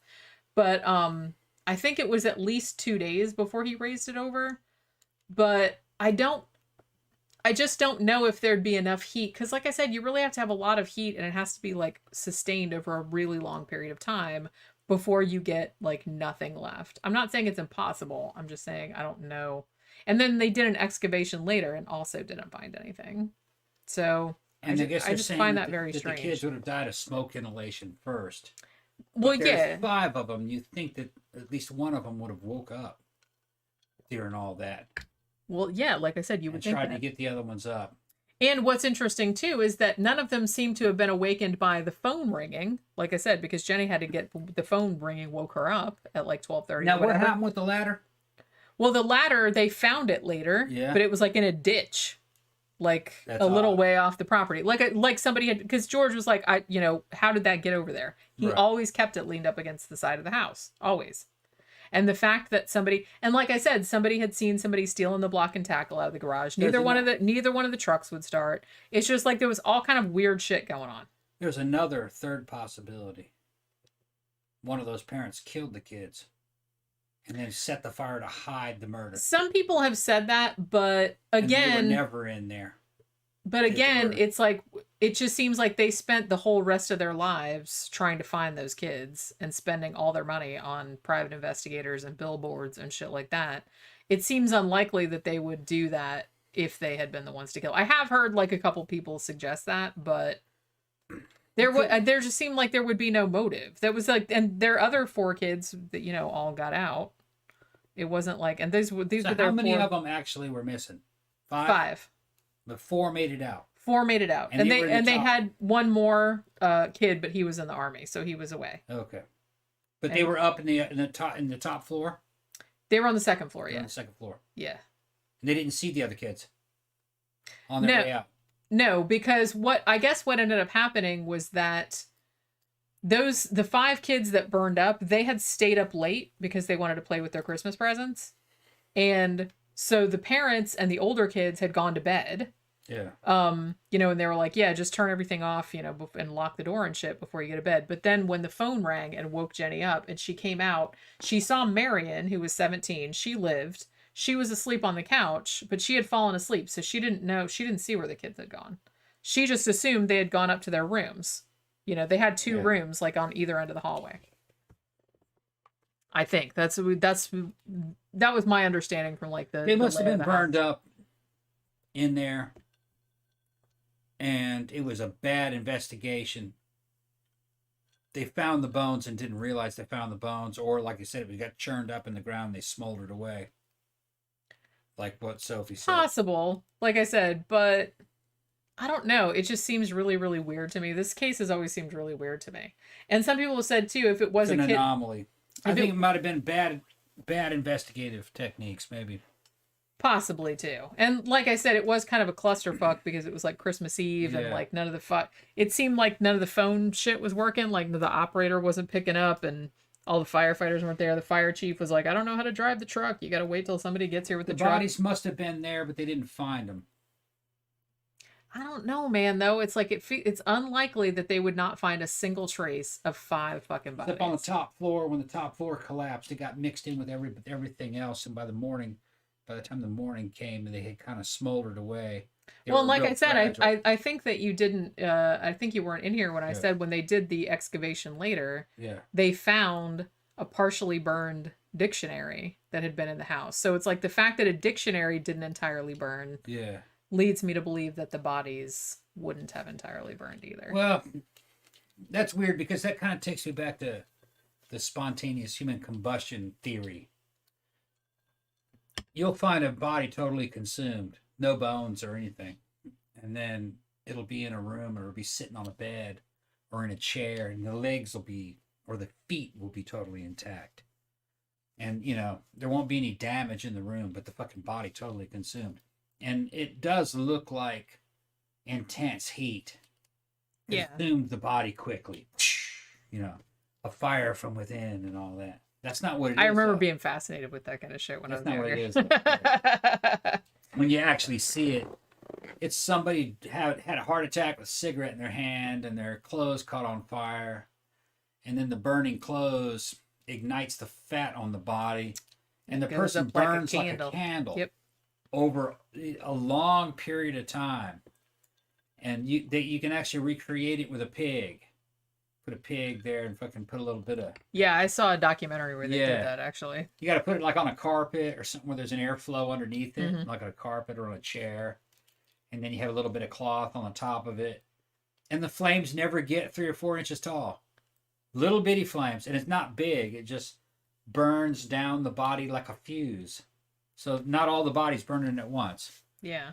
Little by little. Maybe it was a situation like that where Yeah, possible. the fire wasn't hot, you know, it wasn't very hot, but it burned for a long period of time. Maybe those kids that were kind of fat and there was enough fat on them I don't know. It was To get- 1945. I feel to like burn. they Well, probably we don't know. were. They didn't look fat in the pictures. For some reason, There are photos of them. maybe for some reason there was enough airflow to keep them burning like a candle. Yeah, Yeah, sure, so that's we're- possible. So there was a wick effect. Because when you see the body, with the so-called spontaneous combustion bodies, it does look like everything's consumed, except the feet. Yeah, The feet don't burn because they're pretty lean. not a lot of fat on. Not a lot people's of fat feet. on the feet. Yeah, it's weird. It is weird, and I'm not saying that that's not a possibility. I mean, Yeah. obviously, I don't know. That's why this case is so fascinating to people, and a lot of people too are like, they're kind of like, well, like I said, you know, it's a mystery what happened to the kids, and it's also a mystery like who set the fucking fire. Which, like I said, it seems like there's a lot of circumstantial evidence pointing to the fact that it was probably arson. You know, just my theory about it. But they're kind of like, well, were the kids in the house or not? It's like, if the kids were kidnapped, how did they get out of the house before the fire started? And some people have pointed out, you know, one of the chores that they were supposed to do before they went to bed, and that Jenny told them to do, you know, she's let them stay up late, but she's like, okay, well, before you go to bed, like, do this, this, and this. One of the things they were supposed to do was go out to the barn or the outbuilding and take care of the farm animals. So some people have suspected maybe all the kids went out there to take care of the farm animals and they got taken out there. Because like I said, there were some other people wandering about their fucking property that night because somebody tried to steal that block and tackle, and somebody moved that fucking ladder, and somebody cut their phone lines, reportedly. So there was somebody on their property that night. So if the kids were outside, if they had gone outside to do one of their chores, maybe they got taken then. Maybe it was somebody they knew. So, you know, Weird. maybe that he was just like, oh, hey, your parents said come with me, like we're going for a ride, or we're gonna go see Santa, or something. I don't know. And like maybe they went with them in a car. Read what Granther said. Yeah, I was a criminal investigator for 18 years in my 27-year law enforcement career. Bad investigations do happen because investigators are human. Oh yeah, you know, And it could have been too, and because this was so long ago, they didn't have the forensic science technology. Even now, we have that now, and like people still fuck shit up all the time. They might have seen it as a simple house fire. They weren't real inquisitive about it, so they didn't put a bunch of effort in it. Yeah, they burned up. Yeah, end of story. End of story. But like I said, it really did seem like it was at least an arson, and you'd think they'd at least try to solve that, but they didn't really try to. It seemed like they were kind of getting stonewalled on who had caused the fire. Like they came in immediately like, oh, you know, must have been electrical shit. Maybe the kids did it by accident, something like that. Although, like I said, they did find that thing that looked like an incendiary device, and somebody reported later that they had seen somebody throwing what looked like Molotov cocktails at their house that night. So it does seem like, yeah, but that could have been scuttlebutt. Could have been. It was a bus driver that said that. He was going by like on Christmas Eve, and he said he thought he saw people, more than one person, like throwing firebombs or Molotov cocktails or something like that in the direction of the house. So then he's talking back to the fascist, the Italian fascist angle. It seems like that's kind of like the going theory. If the kids had been kidnapped, if the fire was an arson, most people are saying it was probably because of like George's anti-Mussolini sentiment. And maybe some people didn't like what he was talking about, and they just decided they were going to like take care of him, I guess. I don't know. Maybe some people are like really sensitive about that. I don't know. Like I said, well, that's why people are still talking about this case, because it's so weird and anomalous, and there's like all these really weird little details, like all those weird people that like turned up at his house beforehand, like, you know, oh, that could cause a fire someday, like saying shit like that. Well, you know, yeah, but he was the source. Really He's specific threats. Right? Yeah, true. And you got a guy who's kind of paranoid. Well, some of it. Well, a couple of his sons had heard it as well, and they like reported like some weird ass behavior, and they sounds like coincidence. Maybe, but the sons had seen somebody like watching the younger kids coming home from school, like parked down the side of the road, like watching the kids. So, don't know. Most likely it was an accidental fire and the kids were burned up and it was a bad investigation and they didn't find them. That's the most likely. I think that's most likely. Yeah, but we're not saying that it couldn't have been something else. Could have been something else, but I'm saying that, you know, I think the most likely is it was an accidental fire. Possible. It's possible. Yeah. A lot of things are possible. I don't know. Like I said, I'm not a big conspiracy theory person, but this one, I don't know. Yeah, Occam's razor would say probably it was just a fire and they died and it was like tragic, but I don't know. There's so many weird little details about it that kind of make me think, maybe. You can find a lot of weird details though in hindsight. True. I mean, it wouldn't be that weird for somebody to like burn somebody else's house down because they were mad. That's not that weird. Maybe they didn't. He doesn't seem to be a target though. Yeah. Politics wasn't enough, I don't think. But I don't know. That's just me. That's just what I think. Maybe. I don't know. Yeah, Sess is saying even with bad investigating, 5 bodies and no trace of any just makes me think the kids were not there. That's kind of, it's like, you know, that's kind of what I'm leaning toward too. It just seems really, really weird to me that they didn't find any sign or it's not a single tooth, not anything. I'd agree with you, Sess, if I had confidence in the investigation. I have a feeling that the investigation was bad. That's what I think. Yeah, possibly. It's more likely that the investigation was bad and that they did find the bodies. They just didn't know it because they were just because they had become turned into fucking dust. You know, they were burned to a char. You know, they fell into fragments. Yeah. The temperature was just right. There was enough airflow. Airflow. Yeah, airflow has a lot to do with it. Yeah. But yeah, it's a scary case. What's the one I've been wanting to cover for a long time? Like I said, I wrote about it in my book a little bit. So you want to talk about something else? Because see, usually you tell me to like over prepare. Oh no, it's perfect. But yeah, so I only had one. Yeah, I only had one case to talk about this, and I got through it before I'm even all that drunk. No, it's perfect. And we didn't lose the stream. And we've only been on for 2 hours. That's about right. We need to go for like another hour. No, that's good. No, 2 hours is good for the fucking show. But yeah, like you said, we haven't lost the stream. We haven't lost the stream. I bet you it was that light. So maybe it was those lights. Maybe we're just like sucking up too much fucking because all that fucking motion going on in the background. So I don't know. I'm like scared to like wave my I don't know. Wave my arms around. See? No, All right. Please don't do that. I'll get frustrated. You know what I mean? Yeah. But yeah, so let's see. What does everybody think about this case? What do you think happened? Yeah, houses were built all out of wood. Which, but that's another thing. I don't think wood fires get hot enough to burn a body up to nothing. A lot of it has to do with airflow. Yeah. Okay. People are always talking about, well, these fires don't get hot enough. A coal fire, all right, if you have a bellows, is hot enough to make steel with. Okay. You just have to have enough airflow on it. That's the air is the fuel, not so much the fire, not so much the wood at that point. And they're up on the second floor. So the heat can suck in an air current underneath it and pull it upstairs. So you got a hot wind blowing into the fire from the bottom. You can get real hot, like a rocket. For some reason, when Sophie was talking about the churned up soil creating a heat pocket underground, I thought of Centralia, Pennsylvania. Yeah, all the heat pockets. How long has that fire been burning? It's still burning. I don't know. Well, I know it is, but when did it started start? in the 50s, I think, wasn't it? Isn't Early that crazy? 60s. Remember, like, we watched a Dan Bell video about he went to Centralia, Pennsylvania. That's Yeah. kind of like famous for being. I think it's mostly abandoned now. Yeah, right it's now. at least 50 years. But yeah, it's like an underground fire that's been burning there for Yeah. like all that time, which is fucking crazy to think They'll about. go into houses in the outskirts that have been abandoned forever.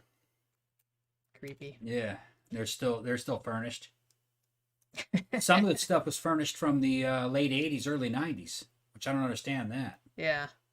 But I guess they moved people out of there afterwards, because he was in there and fucking. There was a VHS. There was a VCR in there with a bunch of VHS tapes and movies. No power though. Yeah. I was watching one last night. It was like some kind of children's hospital, like a children's like with kids with disabilities. And I Yeah. think it had closed in the 90s. And every time he goes in places like that, every time you see like a VCR with like videotapes, I'm always kind of like looking to see what fucking movies those are. Yeah, movies you forgot about. You know. It's like, what were these kids watching in this fucking... Ace Ventura, Pet Detective, and shit. That's funny. That was the first one you thought of. Yeah, The Mask, Oh, God. crap like that. Fucking Jim Carrey, man. It'd be a Jim Carrey movie. Yeah, you know what the sad thing about Jim Carrey is that in a lot of ways, he's kind of like Adam Sandler in that when you give him like a serious dramatic role, he's actually a really good actor. Mm-hmm. Jim Carrey is. But I can't stand when he's in like a comedy role. It's just that shit is just it's too much, man. I don't like any of those dudes. I don't like that dude. I mean, I don't like Hollywood celebrities. The more I find out about them on a personal level, and more I fucking hear about what happens in Hollywood, or what used to happen in Hollywood. Hollywood's falling apart now. Just the more I found out about that culture, the less I want anything to do with that shit. I don't like those people. But like They're I said, all I was saying was that he's one of those dudes where, shit like Ace Ventura and The Mask and shit like that. Even when he played the Riddler, it's like I can't really stand it because it's just too much. But when he's in a dramatic role like Eternal Sunshine of the Spotless Mind, for example, or even The Truman Show, which was kind of funny but more like less comedic, he's actually like really good. Like I said, just like Adam Sandler, I don't really like a lot of his comedy movies. Because it's just like really crass and infantile. Yeah. But when he's in something like Uncut Gems or Spanglish or something like that, he's actually like a really good actor. It's really interesting how we were talking about this when we were talking about 1 Hour Photo, because we were talking about Robin Williams. It's interesting how a lot of these comedians, especially ones that are super over the top, because Robin Williams was like fucking... He was actually funny, but he was like really over the top and coked out all the time. But if you gave him a dramatic role, he was like amazing in it. That's really interesting, that juxtaposition. Robin Williams was actually pretty dark. Yeah. From what I understand it personally, he was a pretty dark human. And evidently so is Jim Carrey. Jim Carrey's supposed to be just a fucking cock. You just can't stand to be around him. I can see that. Yeah, just can't keep a woman evidently either. He just drives him fucking crazy. I can see that too. Extremely cruel. I don't like Hollywood celebrities, the old school ones at all. Just don't. Everything you find out about them, they're bad. and they hate you. You know, they see you as a peasant or a peon, and they're better than you and on another level. And you know, I'm kind of happy that those old school top-down systems are vanishing. Because you got to look at it this way. They made lots and lots of money commanding a lot of attention out of a very narrow bandwidth, which was just film and fucking cable TV. They just commanded a lot more attention than they really deserved to. You can go on YouTube and find guys that are far more talented, and they're really being who they are. Look at the guys from fucking Blame Society. I mean, I love that shit. You know, I just watched the one today. They were playing. Yeah. I love beer and board games, and I love Welcome to the Basement. Those are two. They have a couple other shows too, but those are the ones I watch most often. The one they put up earlier, they were playing a game called Secret Crush, and the guy that invented it was on there playing it with them. He got the idea because remember all those like cheesy ass like 90s board games that were all like for girls, you know what I mean? Like they were kind of like Mall Madness and all that kind of shit. He wanted to make a game that was like that, but like for the modern era. So it's kind of like a little bit ironic. And that shit was so fucking funny. Also, that show too, they were doing like a pajama party. So everybody had like, one of them had like fucking like a little like mask of like stuff on his face, and they all had jammies on. Thanks for the compliment, T. What are you saying? Oh, my kind of celebs. I just like yeah. Are we celebs? We're not celebrities. Nah, we're just like in celebrities. We're just in my office, like talking like we would normally talk. But no, I respect fucking well-known YouTube. I respect YouTube famous more than Hollywood famous. Hollywood famous, even though I like movie stars, I do like them. I'm gonna say that. You know, there are certain things about them I like, but that era's kind of gone now. And there were certain ones that I liked. I like the YouTube famous better. You know, there are guys that I watch on YouTube. I just think they're fucking great because they're working on their own. That's who they are. Yeah, they're not trying to be something they're not. Yeah, they're not trying to be something they're not. You know, like look at our boy from fucking Shitcase Cinema. I love that dude. He's just some dude in the fucking council estate over somewhere in England. Johnny Shitcase, and he's fucking hilarious. And it's like his shit, like his camera's not even that good, like the audio's not even that good. He doesn't even give a shit. No, it's just like he watches like shitty like Steven Seagal movies and like talks about them. And had you taken that dude and given the proper management and fucking did the proper fucking dick sucking on the fucking casting couch, he would have been a fucking superstar in the 80s. He's a writer too. I need to buy some of his stuff. He doesn't have to fucking do all that shit. He just does it on his own from his house. He's just fucking because he enjoys it. Yeah, he just enjoys it. Shitcase Cinema. It's just movie reviews from England. Yeah. This guy's fucking hilarious. And like I said, it's just so I love. Well, because I love that he talks about shitty movies, and also he doesn't really care that much about his aesthetic. No. He just kind of like he's in his like fucking council house with a beer. Yeah. And you know, it's all very ramshackle, and I love it. I love it. And he's so fucking funny. Yeah, he's in the hood in England. Pretty much. Yeah, him and Professor Bruce and some of his other like friends. They just make like shitty because they're just having a good time. They don't care. And then the guys from Blame Society, they're kind of like these high-minded, artistic kind of guys. I respect their opinions. They're real good at shit, good writing, and they have a couple different channels off their. Well, they have a couple shows running off their channel, and I'd rather listen to them than say like Siskel and Ebert or Even though I like Siskel and Ebert, I thought they were good, but that old format is gone. Roger Ebert, as annoying as he could be sometimes, I agree with his opinion about 95% of the time. About 90%. Sometimes he'll like, especially horror movies, he wasn't like as on board with it. But he wasn't as anti-horror back then as a lot of critics were. Because if you guys remember, like, people that were into horror back in the 80s and shit like that, every single horror movie that came out got shit on by critics. Yeah. I mean, it was just kind of, it's not like that anymore. Like, now, critics are actually watching horror movies just like you would watch any regular movie, and they're, like, judging it by its own merits. Back in the day, it was kind of like, mainstream critics really did not like horror. Yeah. They would just, like, pretty much shit on everything. But so I will give Roger Ebert that even some of like the shit from the 70s, like Texas Chainsaw Massacre and stuff like that, he was like kind of on board with that. Yeah. Like he understood where that shit was coming from. There was something about me growing up through the 70s, 80s, 90s, 2000s. I went through the whole evolution, the Hollywood thing, the Howard Stern thing, and then and then YouTube came. And I just fucking gravitated towards it. In the early 2000s, I just fucking loved it. And it's amazing to me that there are young people today that grow up seeing YouTubers as the way Jenny and I used to see celebrities on. Yeah, that's their celebrity. That's how they. Sure. And so Sophie's just said that. She said, "Fucking, I like fucking the YouTubers better than celebrities." And it was funny because when we first met Sophie, we picked her up at the airport, and she was nervous to meet us. She was nervous to meet us like we were celebrities, and we're like, "Dude, we're just people." That's hilarious. Yeah, Jay. but I was honored though. I was like, yeah. We're totally not celebrities. No. And like I said, but that's a good thing. It is a good thing. That's a good thing. I mean, this show that we do, like I said, this is just dude, we get drunk on this fucking shit. Yeah. It's only a matter of time before we get like in a big fight on this show. Yeah.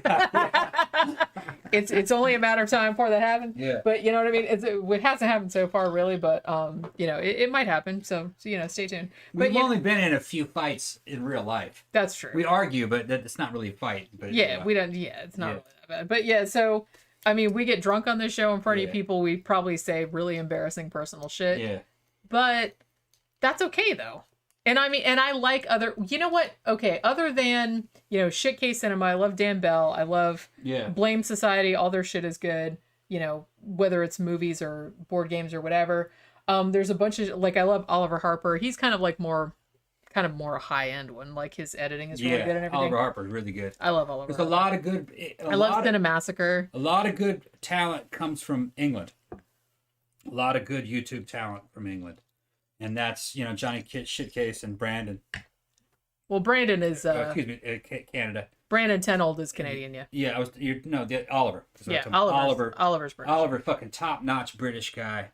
Well, he's made, documentaries and shit like that, yeah. And like we were saying, Canadians, like Brandon Tenold, he does kind of... Well, shitty movies and good movies, but kind of like cult classic type of movies. And he's a big MST fan, so he kind of does a similar thing where he'll show like clips of the movies and then he'll make jokes about it. So he's really good too. It's really weird because one of my favorite, I got into a lot of horror book review channels, like when I first started getting back into reading horror fiction. And one of my favorite girls that does that is Gwendoline. She has a channel called Gwendoline Reads. I think she only has 3,000 subscribers, maybe. She's Canadian, and she is adorable. She just she sits in her apartment. She has a couple cats because every now and then they jump up on the chair, just like Pookie does in ours. And she talks about all the books. She's really into horror thrillers, and she likes manga as well. So she has a couple shows about that. She posts a couple times a week.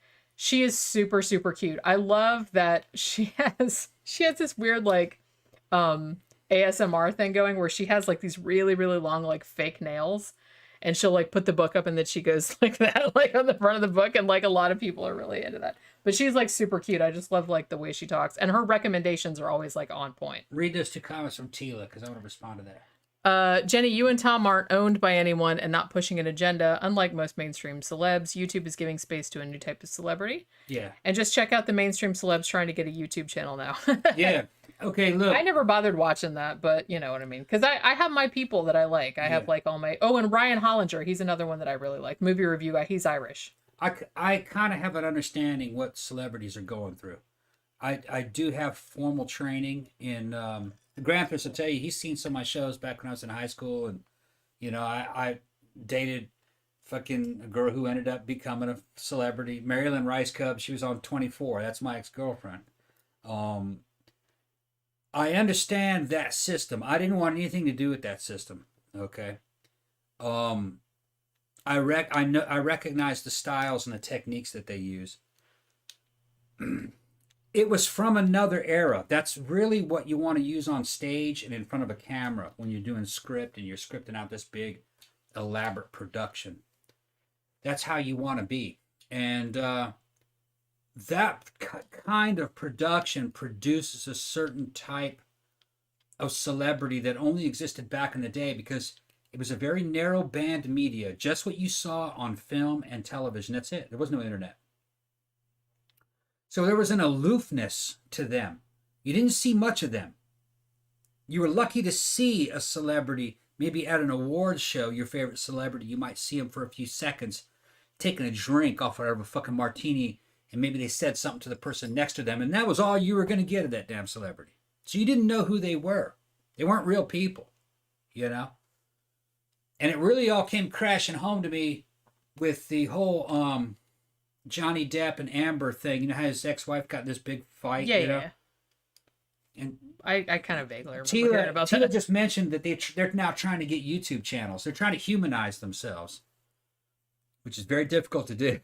When you're a Well, it's celebrity, difficult to do because people already have a perception of you as like larger than life, and you don't come across as well, a that real when you and peon like all the the rest of us. ownership involved. There's a lot of shit you can't say, and you can't be yourself because you're not. Maybe you're not a good person. Okay.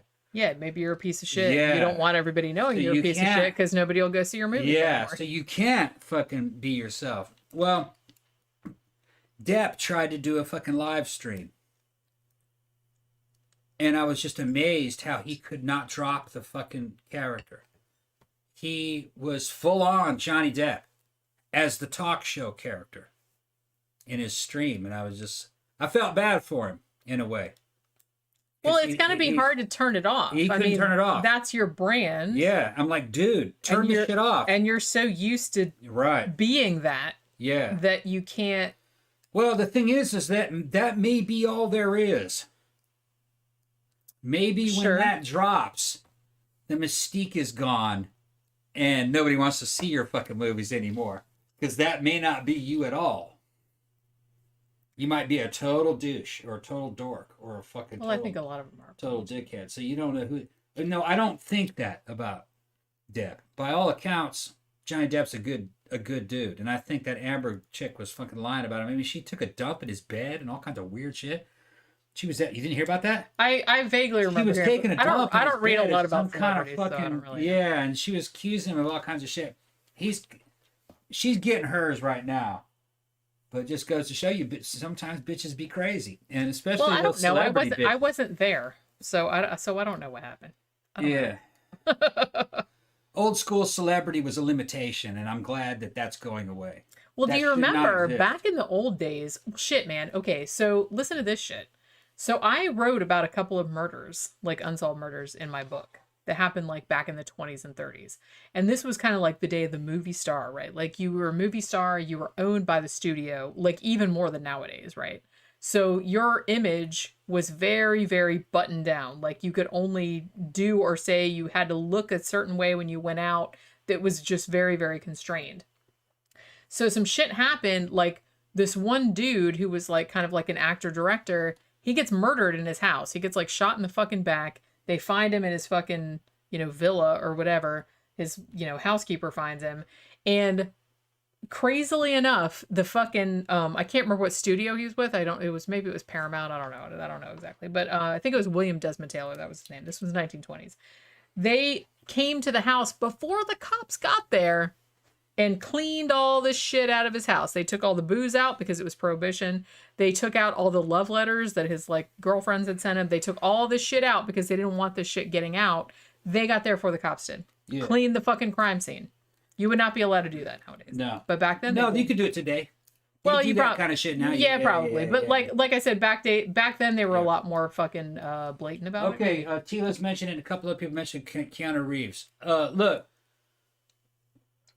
Keanu Reeves is probably one of the few big celebrities that could make it as a YouTuber. He seems like, you know what? He's a very cool dude. He seems like a delightful human being. The dude, and the reason why he's cool is that he's confident in himself because he does have real skills. He's really good with riding motorcycles and building motorcycles. He knows about engineering, and he has a little motorcycle company. And I saw him talking about motorcycles, and he's just a normal dude talking about how machines work, which, me being a dude, I'm rocking up on that. I'm going, yeah, that's right. Yeah, tell him about the combustion chamber. Come That's on, right. Keanu. Tell them about airflow. Come on, Keanu. Tell them about carburation. Go ahead, tell them. You know, I'm like that. You know, so and another thing is that you can see videos of Keanu at the fucking at the range shooting, and he can shoot. The dude is a fucking great small arms expert. Now, is it realistic training? No, it's awful. Well, yeah, it's room clearing, very close range room clearing. He's very fast. He's good with pistols and carbines.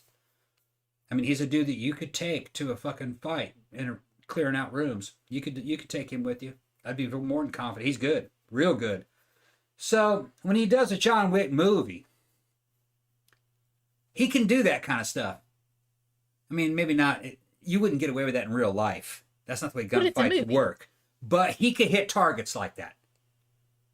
In real life, they're shooting back. It's not fucking, which is a totally different dynamic. But like I said, it's a movie. It's a movie. And the fact that he goes to those lengths to make it look as realistic as possible and, just still be cinematic. Yeah. I think the reason a lot of people like Keanu Reeves is because he seems, I don't know the dude personally, I'm not saying, but just from everything that I've seen about him, interviews and stuff, he seems ego-free. Yeah, he's very down to earth. He seems, he doesn't seem like he can do all that shit, but he's not out, He is. In contrast to, I'm not meaning to shit on Tom Cruise again, but in contrast to Tom Cruise, who wants everybody to know I'm a Scientologist and I'm going to save the world, Keanu seems very humble, and he's just kind of like, so I think that's why a lot of people like him. He just seems like an okay. Tom Cruise has expertise too. He's just very up on himself. That's what I mean. And I think that's what a lot of people are responding negatively to. Nobody's responding to the fact that you're good at shit. That's good. But the fact that you're telling everybody how awesome you are. But the opposite of Keanu Reeves is not Tom Cruise. The opposite of Keanu Reeves is Steven Seagal. Okay. Yeah. Okay. That's the opposite. I'll give you that. All right. That dude's just fake. All right. Fake as fuck. All right. But Keanu Reeves is confident in himself. He does have a lot of fucking cool skills, and he doesn't have to pretend. And he knows he's an actor. That's just one of the things he does. He's got other shit that he does. So his identity isn't totally invested in acting. If all your identity is invested in acting, there's not much to you. Sorry. Because that's not that difficult. The thing about acting as a career, that's pretending. Yeah, it's like, it seems to me, I would never be good at it because I'm just like, I'm not good at like pretending to be something I'm not. So I would never be good at it. But I admire people who are good at it, but if that's the only thing that you have going on, if you don't have something else to ground you, whether it's, whatever it is, like a relationship or other hobbies or whatever, then you're going to like lose your identity real quick. And I think that really kind of happens with a lot of these actors, and especially ones that are really successful, because if you get to a certain level of success, everyone's just going to like kiss your ass and let you get away with shit that a normal person would not be allowed to get away with. Yeah. And so you're just going to keep pushing the fucking boundaries, man. They're talking about Tom Cruise in there. Yeah, Tom Cruise is a pilot, and he's he rides bikes and shit. My issue with him is not that he can do all those things. That's awesome. He's also good with guns. He also just, to me, he comes across as arrogant. Yeah, he is. Which I don't like that. He is. I think the reason that a lot of people like Keanu is because he can also do all that shit, but he's not like a douche about it.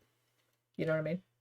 Tom Cruise is the kind of guy that if you met him and he liked you, he still wouldn't be able to drop the mask. He's going to have to be... To me, he seems... He's going to have to... I don't even know know if there's anything behind it is what disturbs me about him. Do you know what I'm getting at? Yeah, I think there is. It's just that's private. He's not going to let anybody know. If it's that buried, does it even really exist anymore? Well, I think he grew up in an environment where he had to fucking constantly be putting on a public image. Because in Scientology, Scientology is about putting on a public image for other Scientologists constantly. So and also in Scientology, you can't show any fucking weakness, or they're just gonna they're gonna jump right on that. Yeah, it's a paramilitary religious organization where everyone's trying to be a damn Army Ranger / psychic Jedi and UFO cultist. And also they're all beating the shit out of each other in the conference room. Like I said before on the other show, Tom Cruise went to Scientology to get street cred because he couldn't go to the service. So he needed some kind of training, some kind of background and credentials in something, and in self-improvement, you know what I mean? And Scientology gave him that. And here's something though I'm gonna say, and this is I'm breaking from the fucking herd. Scientology's fake as fuck. It's just fake as fuck. Obviously. But Tom Cruise got the best that Scientology can offer. Well, yeah, he didn't have to put up with the shit that most of the peons have to do. So he probably got a pretty good experience. Well, he got validation. I think that's what he wanted, was validation. Yeah. Now, does that training work? Some of it might, but he's not reversing time and changing the whole track and fucking going up the bridge and fucking reaching OT levels and I'm the only person that can save people in car accidents with my touches. Getting rid of body thetans and all this shit. No, but I think that's a system that he can go into, and he can have rank in there and validation and boss people around and hang out with David Miscavige and go at all these secret bases and look at the damn fucking what is it? The titanium tablets. Were they titanium or were they fucking platinum? I think they were platinum. Yeah, of L. Ron Hubbard's fucking secret writings out in the desert. Look, man, laugh all you want about fucking fake ass Scientology. I will. That's some weird shit, man. Scientology's weird. And they had money, secret bases and shit. And I don't believe in any of that. They're like the world's lamest supervillains. That's some weird shit. That's some weird shit. I can't imagine the amount of chutzpah, the amount of ego it would take to be like, my words are so profound and precious that we need to ensconce them on platinum tablets, and we need to put them in a bunker in the desert. So just in case the world is destroyed by nuclear fire, from the ashes of the rubble, the people that survive thousands of years from now will find these words of wisdom. We'll build a new society. Yeah. I can't imagine the amount of fucking audacity you would need to actually have that thought in your head. I really do not. Zach's in there bringing forth gay images of fucking... Everybody's talking about Tom Cruise and shit, what he can do, and Zach goes, Tom Cruise can twerk butt to butt with David Miscavige. Damn. See, why did y'all give me that mental image? I didn't need that. Yeah. Those two tiny little men. I invented that shit, and Zachary internalized that shit. It'll look just like this. At about this size. Yeah. I tease him. Tom Cruise is probably taller than me, but not by much. David Miscavige might be shorter than me. No, he's a little guy, yeah. Oh. Yeah. I would like to punch David Miscavige. No, I don't have anything against the dude. I don't know. Well, everything he does, he seems like a douche. I find that personally offensive. He's doing that shit to the willing members in that damn cult. That I don't know. I find Scientology some of the people are endlessly born fascinating. Endlessly. Well, those are the only people I feel sorry for. If you joined as an adult, then I can't help you. But people that were born in it, I feel sorry for them. You know what I mean? Yeah. Jenny, that's something you said you thought of the other day. Well, I know. Well, because he said something about it, and I'm like, God damn it, why the fuck do you put that image in my head? I didn't need that. Why do I need image of Tom Cruise and David Miscavige doing that? I'm gonna have nightmares about that now. Gross. Actually, I think in terms of the old school Hollywood celebrities and actors, the ones that would most likely make a good translation to modern YouTubing would have been the 1970s and 80s comedians. They were good at it. You know what I mean? Like the people at the Liars Club, like fucking, what was his name? Buddy Hackett. And fucking all those fucking crazy motherfuckers who were damn drunk on the talk shows back in the 70s. They'd be drinking on the goddamn... Paul Lynde. Just like we... Oh my God. Paul Lynde would have made a fucking awesome YouTube. If YouTube had existed back in the 70s, I totally would have watched Paul Lynde's YouTube channel. Paul Lynde would have fucking commanded an army of gays off of fucking YouTube. Fucking Zach, if you don't... Zach got to know who Paul Lynde is. That motherfucker was a legendary gay. Center Square. The center square of Hollywood Square. And he was on a bunch of other fucking shows. And I will also fondly remember him as being the voice of Templeton the Rat in Charlotte. Yeah, it's just that dude's fucking character was fucking just larger than life fucking character. Yeah, I mean, he was just hilarious. he was very funny. And just the innuendos. You see, that's what made that generation of comic, or actually they were he wasn't really a comic. He was a personality, Yeah. a television personality. And what made those guys so great was just their ability to use fucking innuendo, because they had to get around all the censorship. And they could play word games and fucking paint a picture and shit that technically he didn't fucking say it, but you know exactly what that fucker said. It was just hilarious, man. See, I'm so into people that use language to just Yeah. like, that's why I love Oscar Wilde. I love like Dorothy Parker. I love all that kind of shit. I love people that can just like say something and then you're just like, oh, whatever. Yeah. And then like later you're like, oh man, that was like the worst like sick burn ever. You know what I Yeah. mean? Like you didn't even think about it at the time. I love that kind of shit. Yeah, fucking Zach's when his story was pathetic. Yeah, he died kind of sad, but he was a fucking great entertainer. And there was one little thing that happened. He brought some dude back. He was big in the fucking gay club scene. He brought some cutie boy back, and the guy got high and went out on a damn fucking ledge and fell. Remember that? Yep. Yeah. He called the cops. He fell. Some wild shit, man. It happens. Well, Yeah, but no, Paul Lynde was he was cool. Very cool. Everybody liked him. What did he die of? Alcoholism? you know what? I can't even remember now. It's been a while. I don't remember. I don't know, because I don't think he died of AIDS. No. I think he killed himself, didn't he? I don't know. I don't know. Been You a have long to, time, been a well, long you time. could look it up. Somebody can look that shit up for me. You I can look it forgot up. how he died. Kiernoth said, as much as shit as we're talking, like back in the 80s and 90s when Tom Cruise was still hot, most of you ladies would have hit him. Yeah, Eh, probably. eh. Yeah.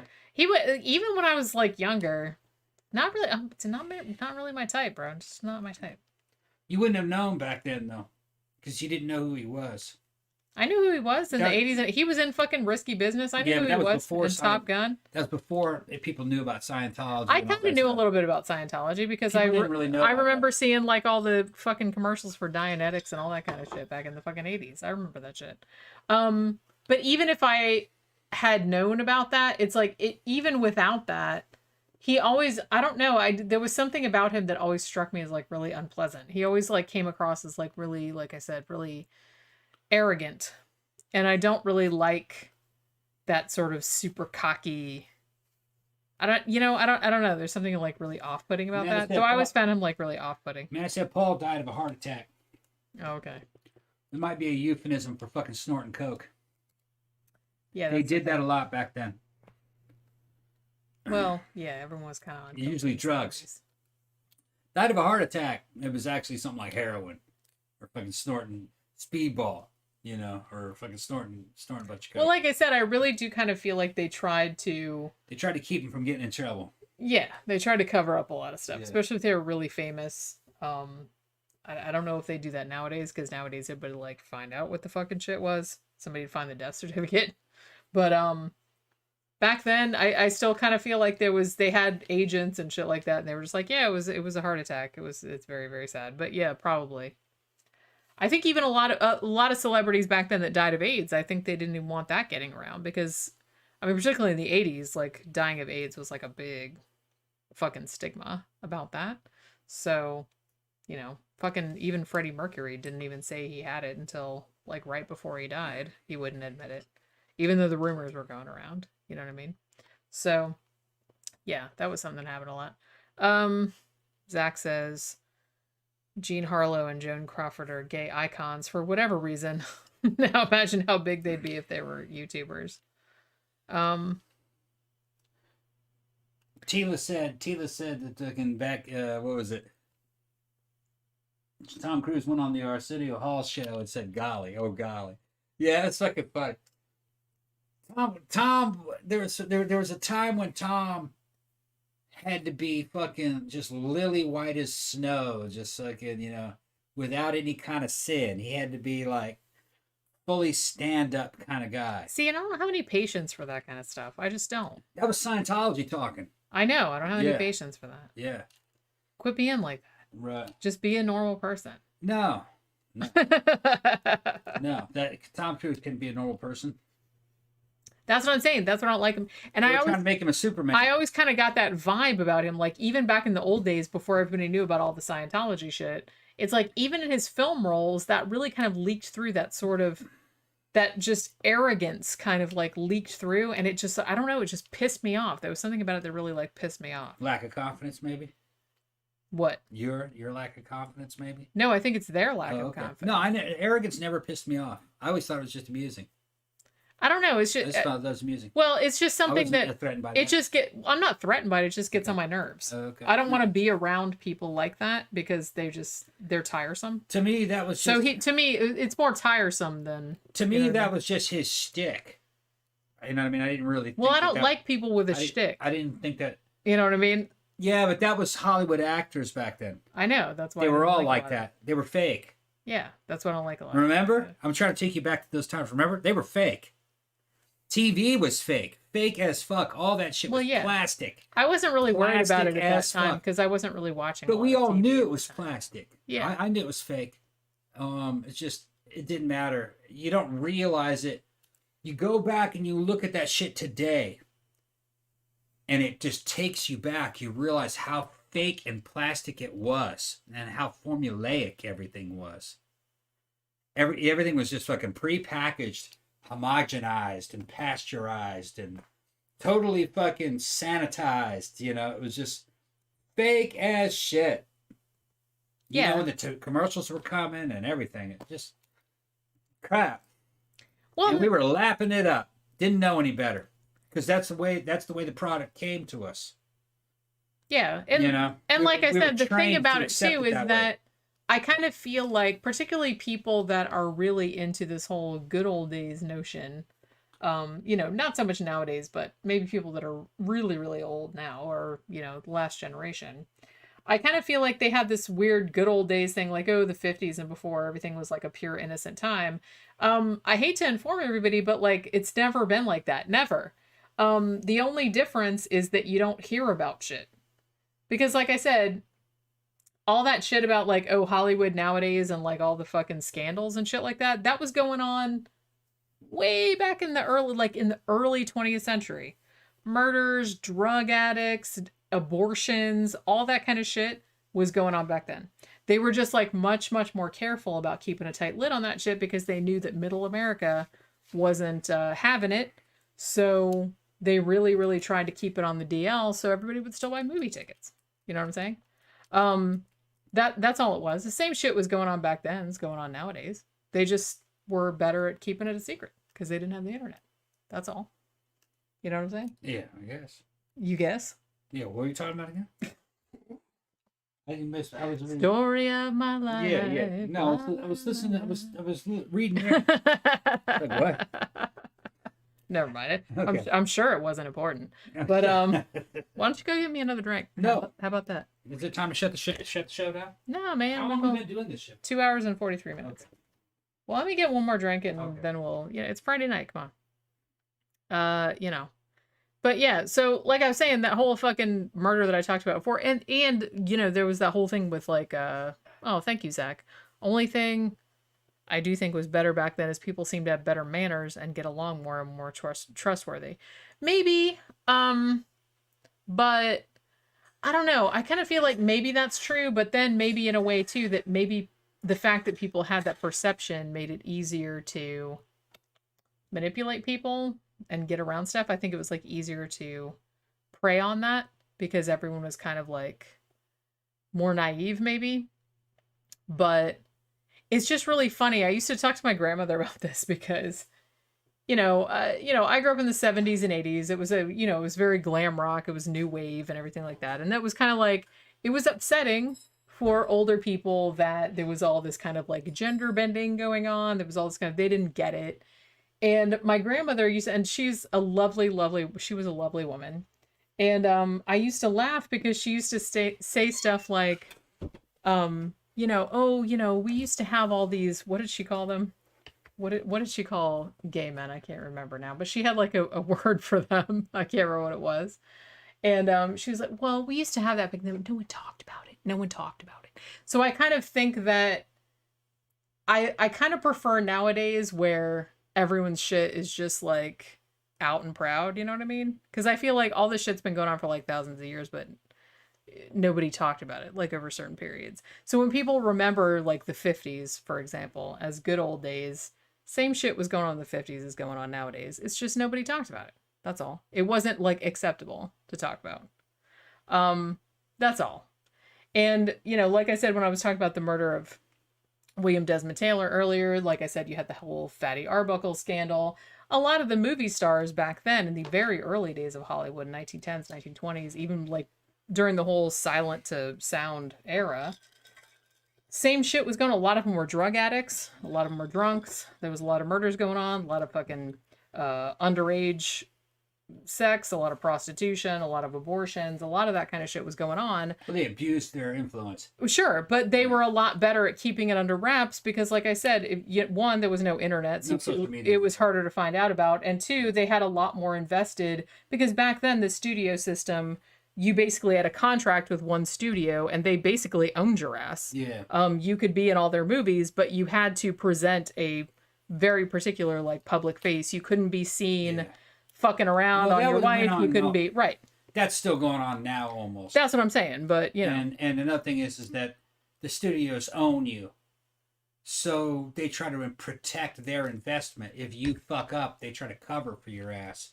And they got so much money and so much influence in the local government around where those studios were, they could get the cops to cover shit up for you. Because the studios were like locked, I said, it happened. The cops. It happened back then. Yeah, it happened back then a lot. Sure. Because like I said, it's all about money. You know, you were invested in these people. People would pay a lot of money to come see this person, so this person's image was very important. And the directors and the studio studio owners and people that were fucking studio executives up top, they were not only in with the cops, they were in with organized crime too. They could do anything. Yeah, big time. Yeah. Kierna says they're going to disagree with me. They think that we overshare a bit too much nowadays. I don't know. I don't know if I agree with that. Who's we? Just people in general. Oh. I don't know. I would prefer. I mean, yeah, it's like I don't necessarily want to hear about some stranger's like fucking anal fistula, but what's a fistula? It's a little like kind of a growth sort of like yeah. Well, yeah, I don't get too much into it. It's gross. Okay, I'm just saying that was just the first thing I thought of. I don't know. Okay. So I don't want to hear about like some stranger's anal fistula or whatever, but in general, I think it's a better IT is laughing at anal fistula. Fucking bitches. What does that have to do with bitches? I'm just bitches. Because bitches in general. Men get anal fistulas too. It's not just bitches. But no, I'm talking about bitches. I'm talking about bitches talking about it. Oh, okay. No, I'm just saying that was just a general example. But I'm just saying that in general I don't mind. I kind of like, I don't know. I feel like sharing stuff that's sort of personal and embarrassing about yourself, or potentially embarrassing about yourself, I think that speaks more of people's honesty than otherwise. You know what I'm saying? So it's like, while, you know, for example, if I was at work, like in a work situation, and a coworker started telling me like at length about their, you know, whatever it was, like their fucking fertility treatments or whatever, I wouldn't necessarily want to hear that. But if I was just talking to like a friend, I totally don't mind. You know, I totally don't mind talking about that. And honestly, when I'm talking to some of my friends, like the more personal, like we talk about shit, it's like, it's totally cool with me. I don't, you know. Tina's in there talking about fucking Sammy Davis Jr., Kim Novak. I don't know who Kim Novak is, but I remember fucking Sammy. I was a kid fucking growing up watching Sammy being, he was on all the fucking talk shows, and he was always fucking MCing and shit and guesting stuff and showing up in movies, you know, Cannonball Run and stuff. And I went back recently and saw some of the stuff fucking Sammy Davis fucking said and did on talk shows. They just don't make motherfuckers like that anymore. That dude was a fucking class act. Yeah, he really Just was. a fucking class act. It was just another. It was another time, and he was fucking light years ahead of fucking general society at the time. The motherfucker was he was brilliant, great entertainer. And you know what's funny about fucking Davis? Forgotten, kind of forgotten. A lot of people don't remember him. He's not. There needs to be a movement on YouTube to bring those classic motherfuckers back to the modern audience. Well, we could start it. To show these fucking whippersnappers the way true class was. You know what I mean? And the way real celebrity was. Yeah, he was a fucking Hollywood celebrity, but he was more than that. He was a good dude, too. He seemed like a good dude. Yeah. Tilo was pointing out that... I put him up there with Elvis. And fucking Elvis is one of my favorites. And I put Sammy up there with fucking Elvis. And I put James Brown up there with fucking those guys, too. Even though James Brown has some fucking weirdness to his ass, I fucking still I still like James Brown though. Yeah. Well, he had character. He had some rough edges on him, but yeah. Well, don't we? Dude all? was not dumb. He was very fucking smart, very fucking shrewd and cunning, and he knew how to run a business. And he ran his operation like a fucking mafia. He was about making money. And when you worked for James Brown, you fucking worked for James Brown. You didn't work for anybody else. I mean, but that was the era. That was the era that he was in, and that's how you had to do things. He ran a very tight ship. For a dude that seemed so fast and loose, he was a disciplinarian. Yeah. Did you know that? Yeah. He did not tolerate spit and polish. He didn't tolerate any bullshit. He'd fire you in a heartbeat. Well, because the thing about people like that too, that especially people that are really talented like that, well, they expect the best from themselves, and they don't want everybody else around them to like half-ass shit and make them look bad either. Yeah, you wouldn't think James Brown would be a perfectionist though. He seems like a wild man, but no, he was a fucking meticulous professionalist. He was almost like militant in the way that he did shit. Very ritualistic and fucking. Everybody's fucking outfits had to be fucking perfect. He was into perfection. Like I said, he wasn't into half-ass shit. No.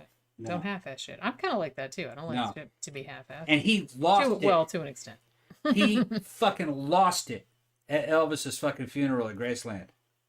There's a lot of reasons why, that shit happened. That they're both being Southern and shit. And they were Southern Republicans. They had a kind of this thing going on. They were anti-Klan Southern Republicans trying to bring rock and gospel to the mainstream, in a time when fucking race was a big factor. The United States was very fucking racially divided at that time. And they were breaking fucking boundaries. But so was Sammy. Well, and I think Tila pointed out earlier that Sammy Davis Jr. and Kim Novak, who was the blonde chick in Vertigo, Alfred Hitchcock's Vertigo. You remember that movie? Yeah. Yeah. Apparently they were the white women. Well, yeah, they were kind of in love, but the studio was like, no, no interracial. He married some Swedish chick, I think. Yeah. Did he marry some Swedish model or something? I can't remember. He was into white chicks. Yeah. Well, like I said, that was very, though. very not acceptable at that when he was kind of. Well, maybe not in the United States mainstream, but these are artists, and they didn't fucking apply. They didn't really play by those rules. Well, in another way too, I kind of feel like look at performers like African American performers that we had over here, like back in the 20s, 30s, 40s, like Josephine Baker, people like that, who were a lot more, they'd go to Europe and, they'd just be treated like, oh, you're like a normal performer. Over here, it's like you could perform, but you got to come in the back door, like where the cooks are. You can't come in the front entrance because you're not white. It was fucked up for, for a long time. I gave my histories on all this shit fucking back in the day. Segregation fucking only went on for a certain period of time. Before segregation, there was still all kinds of interracial mixing. People don't realize that. You know what I mean? Yeah. There were a lot of people in the fucking American history that if you looked at the details, they were mixed, but it wasn't mentioned. Yeah, it was just something that 'Cause it was wasn't normal. like it happened, but it wasn't something Wasn't a big deal. particularly late. Well, and particularly like later on, Right. it kind of became a thing that like you didn't talk about. Yeah, really all that segregation bullshit happened after slavery, not really before or during. You know what I mean? There was shit going on in fucking all those island chains with those fucking pirates and fucking there were women pirates and mixed women pirates on the pirate ships, and this went all the way up into New Orleans because that was one of the pirate towns. A more metropolitan, or now not metropolitan, a more universal culture was around going back to the 1600s, 1700s. That shit was going on way back in those days. During the American Revolution, there were a lot of black people and mixed people in the up in those 13 colonies that were free, that were fighting the British. There was all kinds of stuff that they conveniently leave out. It's slightly whitewashed, the history. Well, a little bit, like I said, because history is always a lot more complicated. It's more complicated than it's portrayed. Okay, well, here's the thing. The Salem witch trials. Another thing that they leave out is that most of the people in Salem were at least part Indian. They leave that out. And a lot of them were from Haiti. Well, that town. the one woman that started the whole thing, Yeah. or she didn't start the whole thing, but accusations against her started the whole thing. If you go to Salem, you'll find out from the people that fucking the guides and everything, they said that pretty much everybody in Salem Township during the witch trial was at least 1/4 Indian. The only people that were 100% white were like the preacher because he was fresh from England. Everybody else had been there for several generations, breeding with Indians. And here's another thing. Most Indians spoke more than one language. And usually their second language is French or English. And a lot of Indians are Christian. They had been Christian going back to the 1500s sometimes. It's not what people think it is. And another thing is that Indians had money. What they show in Hollywood is not accurate. They had money, they had guns, they had horses, they had their own nations. They were at war with each other. Indians had agency. They were just another one of the players. Well, and like I said, everything's always a lot more complicated. They're a lot more complicated than what they're saying. Right? Well, I mean, when they make movies or it's like, it's easier just to distill it down to a simple narrative because it's like a lot easier to understand. If you made something that was like as messy as real life, right, it probably wouldn't make a good movie. It's kind of like one of my favorite Westerns movies was called Red Sun. And it had what's his name? Dude from Death Wish. Charles Bronson. Charles Bronson and a famous Japanese actor that plays in Tora Tora Tora. He plays a samurai. It's about Man, I love Tora Tora. Yeah. We watched that in school, actually. Yeah. Stories about an American outlaw hooks up with a samurai from Japan to try to reclaim the emperor's sword that he was going to give as a gift. I remember that movie. To the American president. And that movie was fucking great. Red Sun. You guys could check it out. Anyway, no, it's called Red. Was it called Red Sun? I don't know. You had Superman Red Sun. I know. I think it was I called said, are Red. you thinking about the Yeah, Superman. It was called Red Sun. I'm gonna look it up.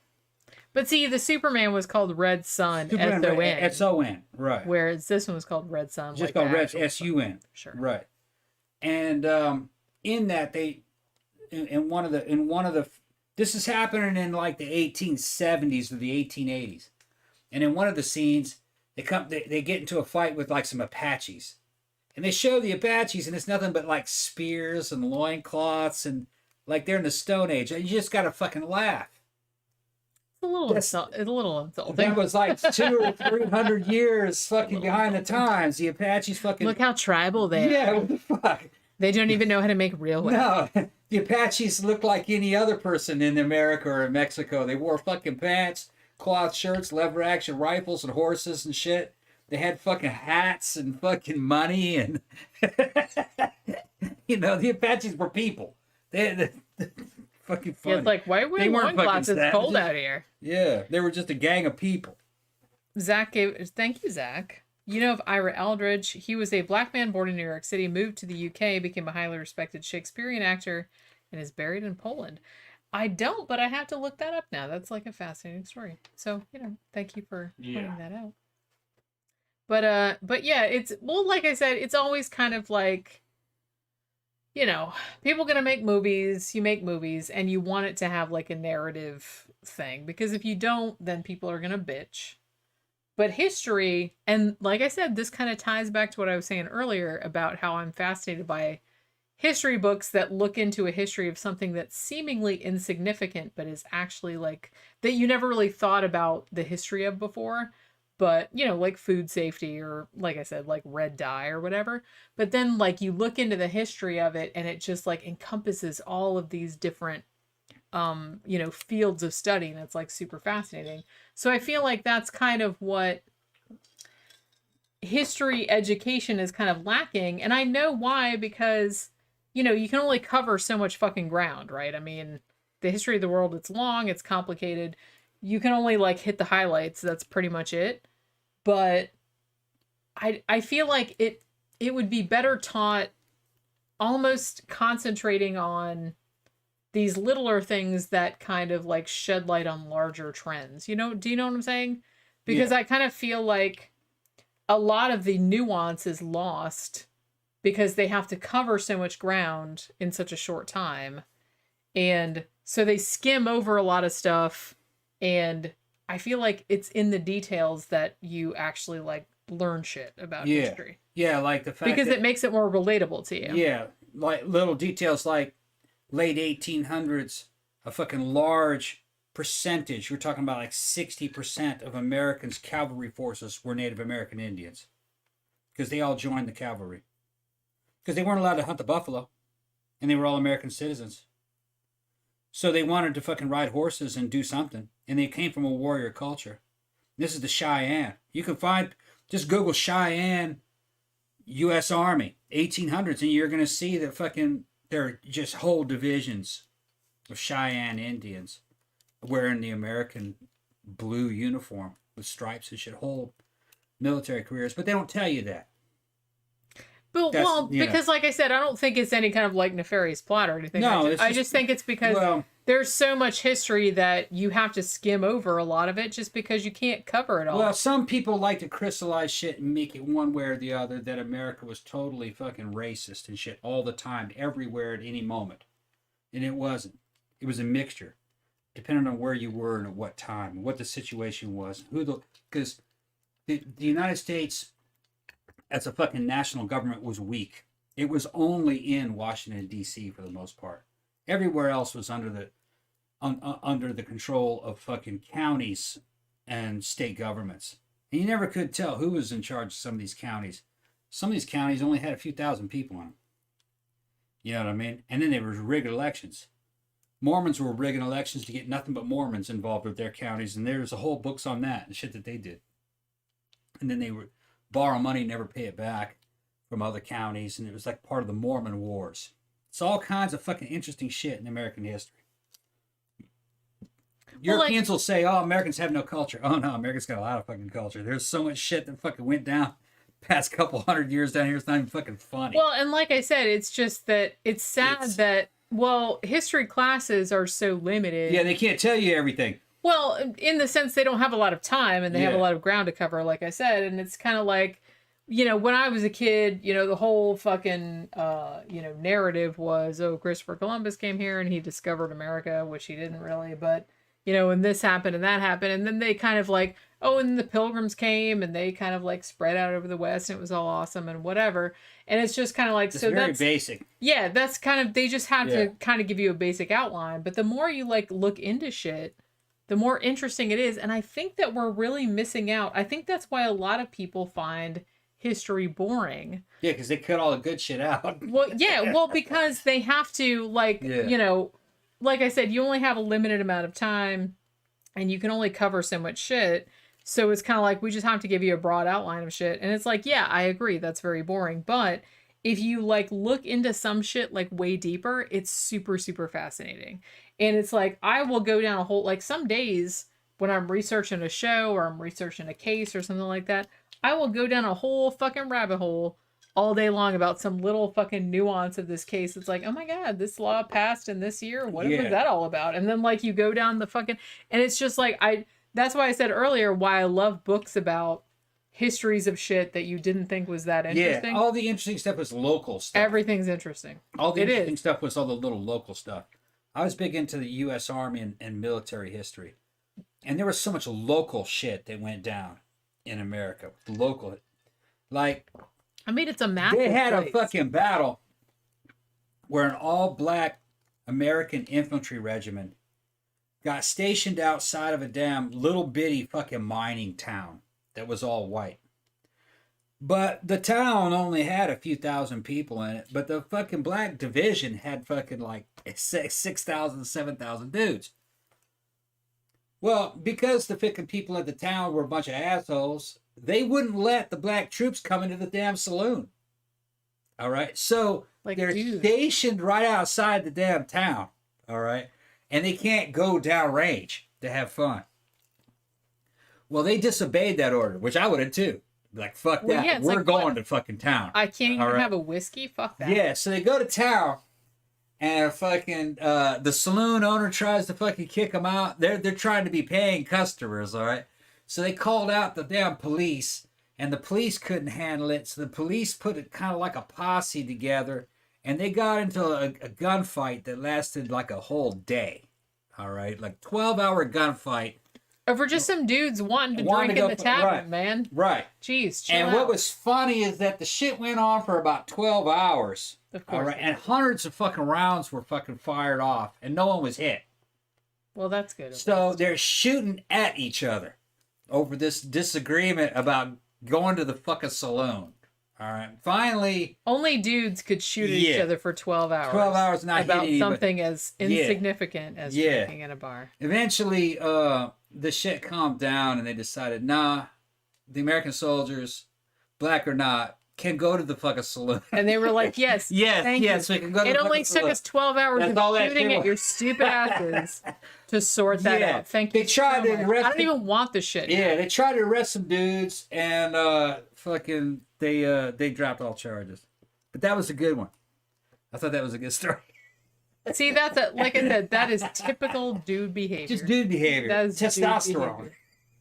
Well, no, I would do the same fucking thing. Well, yeah, you just If you want to go stationed fucking me out in the drink, middle man. of Come goddamn, on. they were stationed out in the middle of goddamn nowhere with nothing to damn do, and you couldn't go to the town that was fucking a couple hundred yards away and go to the fucking saloon. Right, that's what I mean. Fuck that. You couldn't spend your money there. What? Oh, you don't want my money? Yeah, you don't my want your money's money. not good because I'm not the same race as you. Yeah, that was Okay. somewhere out in the west, though. I think that was somewhere out near California.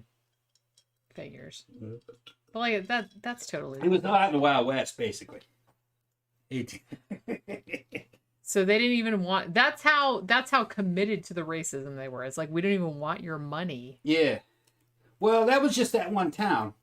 Sure. DC and other guys got involved and said, no. You got to let them come into town.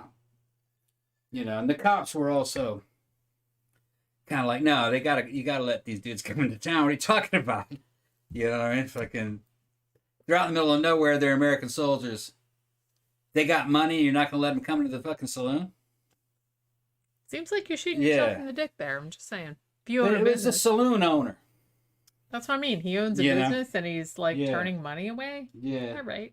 I don't know what you're thinking. Nobody but- got hurt. Well, that's good. At least they were all Yeah. like rotten shots, or the guns. No, they were doing it on purpose. and or the guns were shitty. Or They were or shooting, doing they weren't trying to kill each other over it. They were shooting at each other. They but were like, man, give me a whiskey. they were I'm just gonna- resisting. I'm gonna shoot near you, Yeah. motherfucker. Yeah. Why don't you talk to the people so I can pee? Why don't you tell them that you're gonna pee? Because I just said that. Okay, go ahead. Were you being like? Yeah. Okay. You're funny. Why am I funny? Okay. I don't know why I'm You should funny. just say you go to the restroom or something. You know, you're gonna include them with you. I'm not saying. I'm Take not the camera saying. with you. I'm not saying restroom. Okay, no, go ahead. That sounds like so. Go to the powder room. That sounds so euphemistic. Okay. They use a euphemism. I'm not using Okay, go ahead. euphemism. Go ahead. You say restroom all the time. I don't say I restroom. do. I'm going to I do pee. that. All right. That's what I'm doing. Yeah. Talk to the people. Okay. What do you guys want to talk about? Everyone borrowed money, never give it back. I don't know. Kid.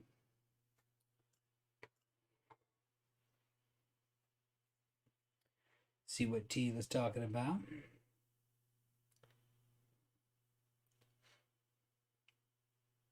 See, she leaves me here to the camera. And she says, talk to the people. But I don't give a shit about talking to the people. I'll just sit here and be quiet and fucking drink. I'm not all that uptight about it. I would have ended the stream. I would have ended the stream an hour ago. And then what would you guys be doing? Sitting at the house drinking by yourself? Probably.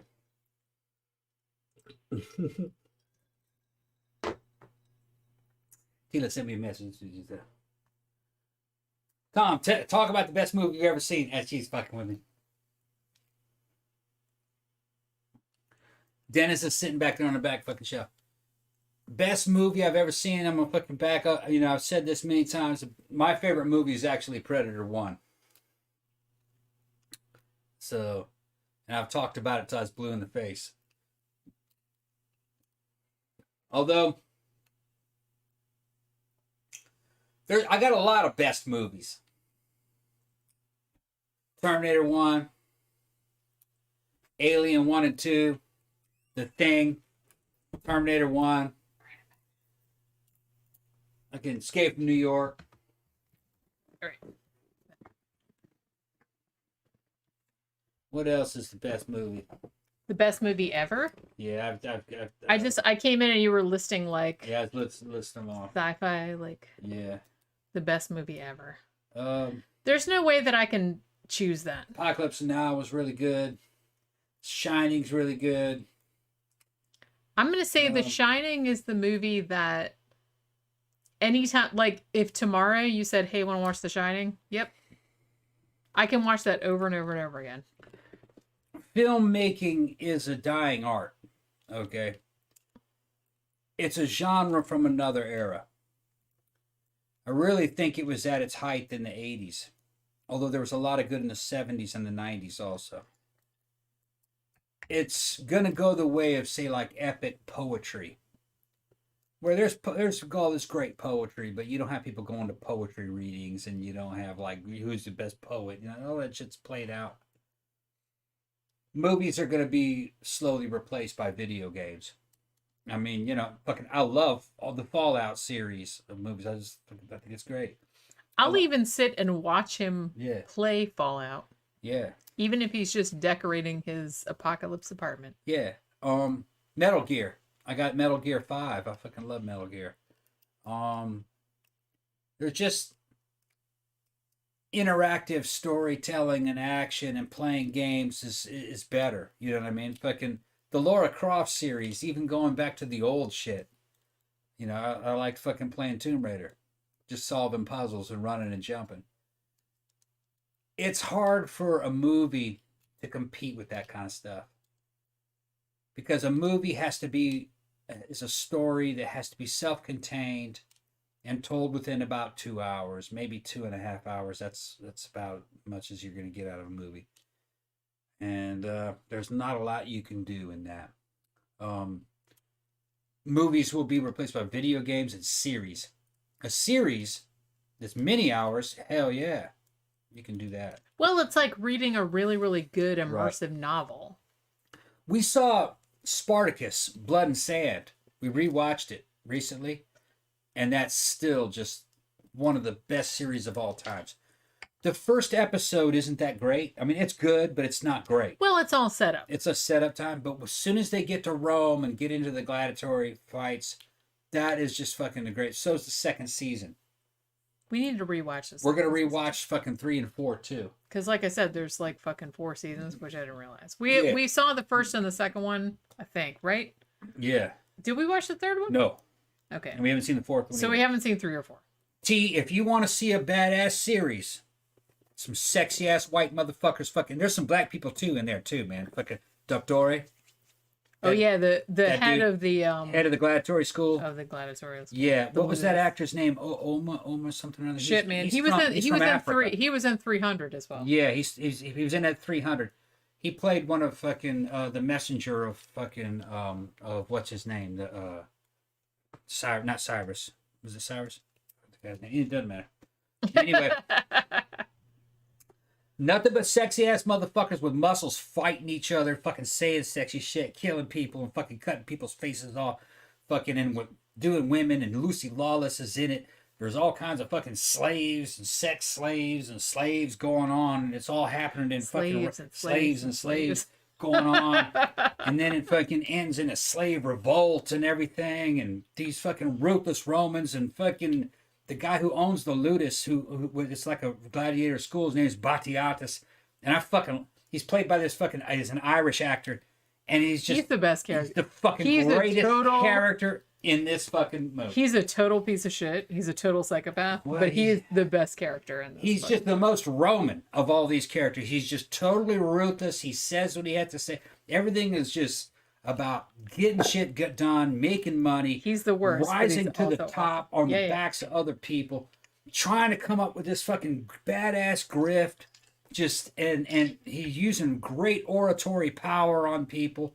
And I just fucking love the character Batiatus. And he's doing all this shit for the honor of his family and this Ludus. Well, him and Lucy Lawless's character, Lucretia. Yeah. They're kind of like whole, scam that they have going there. Yeah.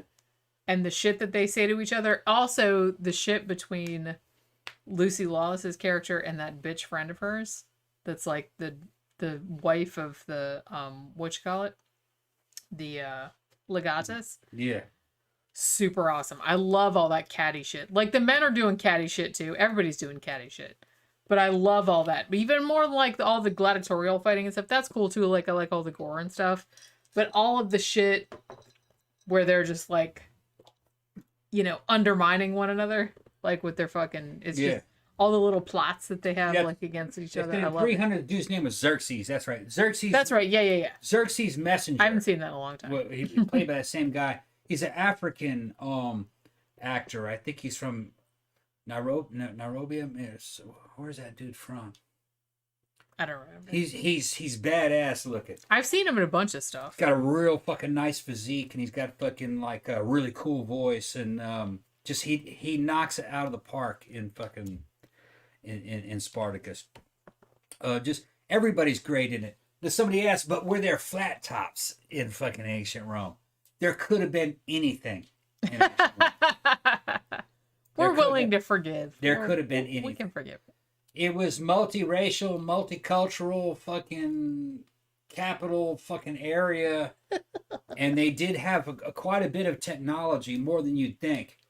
They were just possibly a few years away from an industrial revolution, but it never happened for a lot of different reasons. But they could have had an industrial revolution at any minute.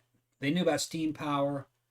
They knew about mass production. They just didn't really need it because they had an excess of human labor, and they were insourcing everything to slave labor, which really fucks up technology. Why build a labor-saving device when you can buy a German slave? You don't need it. It was cheaper, just to buy a slave. And you had all the Goths were selling their own children for dog meat. What do you need a robot for? What do you need a tool or a machine for? So it's just... Well, yeah, when you have like other people doing things for you, you don't really need to invest in the technology for a machine or a computer. A machine was worth a lot more than a human. So you didn't need a machine. You didn't need to put a machine in a labor-saving role. The main thing machines were used for, they did have them. The main thing in Rome machines were used for was for religious special effects, like coin-operated dispense. Right, which seems a giant waste. Or steam-powered doors that would open up at the appointed time every time of the morning. They did shit like that. And mechanical statues that moved and did things. They did that. Animatronics. That's what you're talking about. They had mechanical computers to predict the location of stars in the future and in the past to tell the horoscope of a person. We know this because they found the Antikythera device. So they were an advanced society. And if you were to read the writings, the political commentary of the time, it was like it was written today. You're dealing with totally modern people. Well, like I said, people haven't changed very much. Exactly the same. The difference was is that their society was organized crime. It was like a mafia. And they were just upfront and in your face about it. Yeah, they totally were Yep. not trying to hide that shit Nope. whatsoever. Well, that was a virtue.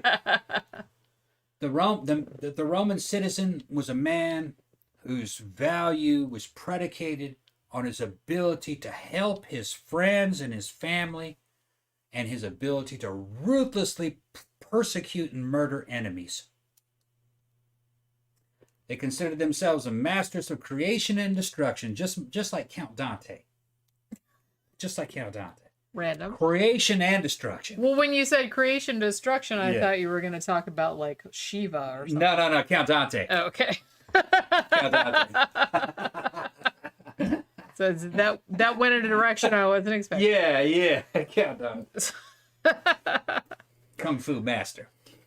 All right. All right. So it was ama- not. This is pre-Christian stuff. Christianity, of course, was kind of like the wussification of the Western man, to where you start. Oh, you're yeah, wussified. yeah, you're starting to try to bring in these ideas of like, well, the lion laying down with the lamb, and that we have we're to be all like God's girls children, now. and that- Lame. and that we're all God's children. We're all saying, the Romans didn't believe in that. Everything was hierarchy. Who was above who? Who could fuck who? It was sexual too. Yeah, who could fuck who? It was the fuck pyramid. All right. They were like that. Oh my god. Okay, I'm The ready. fuck pyramid. Right. That We're shit. gonna make a Yeah. T-shirt called the Fuck Right. Pyramid, Right. and It's gonna like a fuck pyramid. I'm gonna draw it right here. Yeah, we're into that shit. The Fuck Pyramid. Yeah. And then tomorrow when I'm sober, I'm gonna be like, what the fuck Yeah. was I even thinking about? Yeah, Fuck Pyramid. They didn't really have a legal system as you would know it. They had one, but it was very basic. Oh my goodness. And rich people didn't apply to that. You could buy yourself out of that. So and- just like nowadays. Yeah. Sure. And they show it in the series. Batiatas went out and assassinated rivals. And he wasn't like super slick about it No. either. No, well, that was... No, you were supposed to. He's like, You what? were I supposed- totally didn't do that. So You were kind of supposed to. why would I do something? Yeah. But yeah, I totally did do that. That was part of your power. I killed that motherfucker because he deserved it. But then he's still like, to all the important people, he was just like, oh goodness, isn't that tragic that Yeah. person got murdered like Well, that? Well, Oh, so sad. lying and being duplicitous was also part of your power. Mm-hmm. That was also part of Roman guile. Well, yeah, and it was also kind of a thing where in polite society, you weren't really allowed to call them out on it to their face, like in front of important people, I guess. So it's Yeah. kind of like you had a lot of plausible deniability in the fact that you were like, oh, I'm so sorry that like your whole entire family, including your children, got murdered in a really horrible way. I wonder who could have been behind all of this treachery. Yeah. Spoiler alert, it was. Oh, Hernandez is in. What's up, Louie? Louie, I made some carnitas tonight, man. They were fucking great. Oh, it really were. They were really good. We I made them fucking tacos marinated today. that shit in fucking orange juice with a little bit of cocoa powder. And It was fucking in the some crock kind pot all night. Yeah, cooked it over there. I woke up at 4 a.m. because I had to go to the bathroom, and I smelled the pork cooking Yeah. throughout the whole house. Yeah, T, if you like Sopranos, you'd love fucking... Do you know what? I still haven't watched Yeah. all of The Sopranos. No, I've Full all seen the way some. through. You would like Spartacus. I haven't watched Sopranos all the way Yeah. through. I haven't watched Game of Thrones all the way through, and I haven't watched Breaking Bad all the way through. Spartacus is on I really need to get through that. Tubi, right? No, it's on Amazon Prime. It's on Amazon Prime. You can watch it if you have Amazon Prime. You can watch it for free, but there's ads. Yeah, there's ads, all right. But that's all. Yeah, but no, I recommend that one. That's one you need to see. Louis was asking best TV show ever. I have an answer for that. You want to hear it? Yeah, go ahead. Twin Peaks. Yeah, you would say that. Twin Peaks. One of these days, I'm still gonna do like a big mega review on all 3 seasons. When I sit down and watch all of that, because like I said, I've seen the first 2. Now, when you say TV, you're also talking about Netflix and all that, or just television or cable. What exactly is he talking about? Well, like anything that wasn't like theatrically released, I guess is fair. So anything that's like a series. Because Like I said, a lot of people would say Game of Thrones or Daredevil season. Breaking Bad or something like that. Daredevil season 2. A lot of people are saying Ozark, which I've been wanting to watch that shit because Jason Bateman's in that, yeah, and it's like I love him. So One of these days I'll get around to watching that. I promise. Yeah. I I promise. would say Daredevil season 2 be my favorite. It had the Punisher in it. I liked all the Daredevil seasons. Yeah, but season 2 was the best one. Now I have to watch them all again. Yeah. I remember the first one being the best, but I don't know. Maybe that's well. I don't know. Like I said, I like a lot. Yeah, of somebody brought up Dexter. Dexter was good too. And a lot of people, you know what? A lot of people bitched about like how it ended. And True Detective was also good. I wasn't super happy about the way that Dexter ended, but And they had to end it somehow. they had one. Yeah, I wasn't as pissed off about it as a lot of people were. T, if you like, It wasn't great, but it wasn't. T, Terrible. if you like fucking Dexter, you'd love Florida. That fucking series was Florida as shit. That was Miami as a motherfucker. Same thing with fucking, what was that one? What was it called? The one that had fucking Mark Wahlberg in it, the movie. True, what was that? Oh right. The one that It's the true crime story. we just reviewed that. Yeah, that shit was good. I can't remember the name of it right now. I'm too dark to remember it. Yeah, it was good. I'll remember it like 15 minutes from now. Yeah. Yeah, True Detective. Like I said, we haven't. Pain and Gain. There you go. Yeah, Hernandez remembered Pain Pain and and Gain. Gain. Pain and Gain was also. He always remembers. I love that movie. I got to see that one again. It was so good. Yeah. That movie was so good. It's rare that you can get a good story in 2 hours. Well, and that one fucking and did. it's rare too that both of us can watch a movie together and laugh. have like a fucking blast with it. Because normally, like, he likes stuff, I like stuff. Like sometimes we like the same shit, but a lot of times shit I like, he doesn't like. I was laughing my ass off. That movie was like such a good time. Yeah. It was like so entertaining, even though it was like a fucked up story. But I still haven't seen True Blood either. Like, even though a lot of people have recommended that to me. The thing about it is, like, I watch a lot of movies and I read a lot of books. I don't get into a lot of series because I always kind of feel like, oh man, I really need to watch that series, but I don't want to start doing it because I feel like it'll be too much of a time commitment. Yeah. So I kind of feel like I don't start it. And so I've gotten like really, really behind. Like I said, I am one of the very few people in the world probably that has never seen a single episode of Game of Thrones, even though I've seen all the spoilers. So I know what's going to happen in all of them, but I haven't like watched any of them. And, I think I've only seen maybe one episode of Breaking Bad, and I feel really bad about that because I really need to catch up on the shit because everybody's seen that shit but me. T says, I've never seen Dexter. Sad, I know. I can't believe it. I can't believe it too. I love Dexter. I really do. And I think that they're doing Stranger Things, y'all. Yeah. You know what? I love Stranger Things. Sophie says her favorite was Twilight Zone. And she's talking about the old Twilight Zone. Wait, the original Twilight? Yeah. Yeah, that's good. Well, and Soap's going to be here next month, people. She's going to, hopefully she'll be on the show. Last time she had a panic attack. She's coming mid-April, right? Yeah, I think it's mid-April. Next month, yeah. Yeah. No, mid or beginning, I don't remember. I thought it might have been the 11th. That's when she's that's mid-April. Yeah.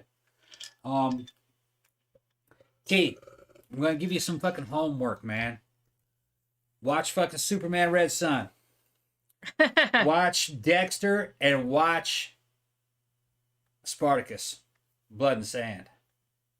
You want to watch at least the first 2 seasons of Spartacus. I can't vouch for 3 and 4 because we haven't seen it. We'll watch them. But the first two seasons of so much shit I got to fucking Spartacus were great. And here's the thing, that was around 2000, I don't know, 2006 or 2008. I think it was 2008 when Spartacus first came out.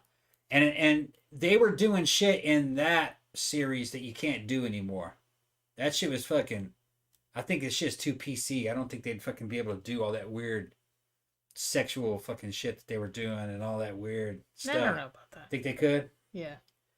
I've seen, well, that's the thing. It's like people say that, but I've seen way weirder shit like in movies nowadays than like back It was in pretty the cool. old days. It was good. And, you know, I've read a lot of Roman stuff and fucking listened to a lot of professors talk about ancient Rome. It's pretty accurate.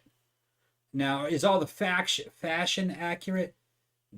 No, not really. It's a little better. Like, there's one place, for a couple episodes, they go into basically a fucking underground fighting pit where there are no rules there aren't any rules at all. Because there were rules in It's like Gladiator. Thunderdome. It's like Thunderdome.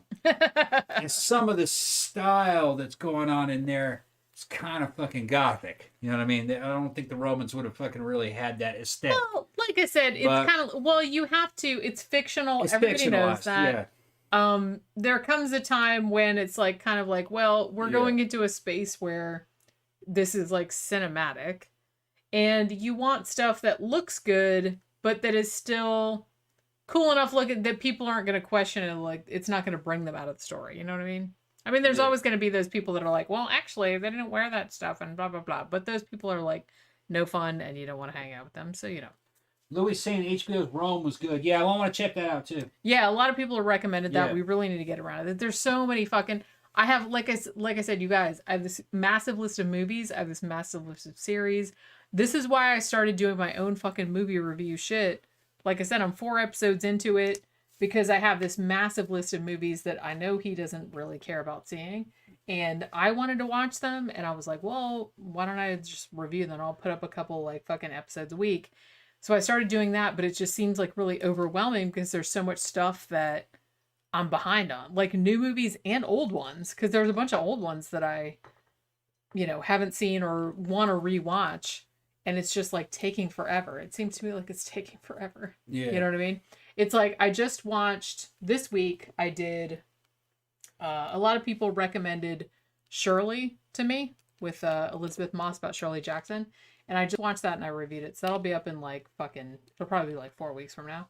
But I loved it, by the way. It's awesome. But it's not a horror movie, but I don't know. It's horror adjacent, I guess you could call it. And I did a Giallo movie as well. Isn't that funny we haven't lost the fucking stream? I think maybe it was those I think lights. it might have been. Maybe that's what was causing it. Which sucks because it's like, I like having the party lights on. It's all festive and shit. But maybe it's like too much information. We'll see. I mean, we've been going for 3.5 hours and we haven't lost, and we forgot to turn it on Wednesday. And we also didn't lose that stream Wednesday. And that was like 2 hours, 2.5 hours, something like that. Yeah. So I guess we've learned something today. Yeah. We've learned something. Don't turn the fucking party lights on. Might because be. it fucks up your shit. Might be. I think it might be. I don't know if that's it entirely because like I said, sometimes we've done shorter streams like during the week where we didn't turn that shit on and it's still shut off. But I don't know. Maybe that's something else. But it seems like it's Friday night and it hasn't shut off the whole time. Yeah. How long have we been streaming? 3 hours and 32 It's probably about minutes. time. You think? I think it's about time. Yeah, see, everybody's like recommending new stuff and it's like, I want to watch it all. And I Yeah. just don't have time. And Sophie was saying it's like she always feels like she's wasting time, like when she's watching movies and stuff. And it's like, I get it. I feel the same way. Like I said, I started this new review show and I'm trying to get ahead. So I've been trying to like watch a bunch of movies this week and like record reviews of them so I can have some in the can.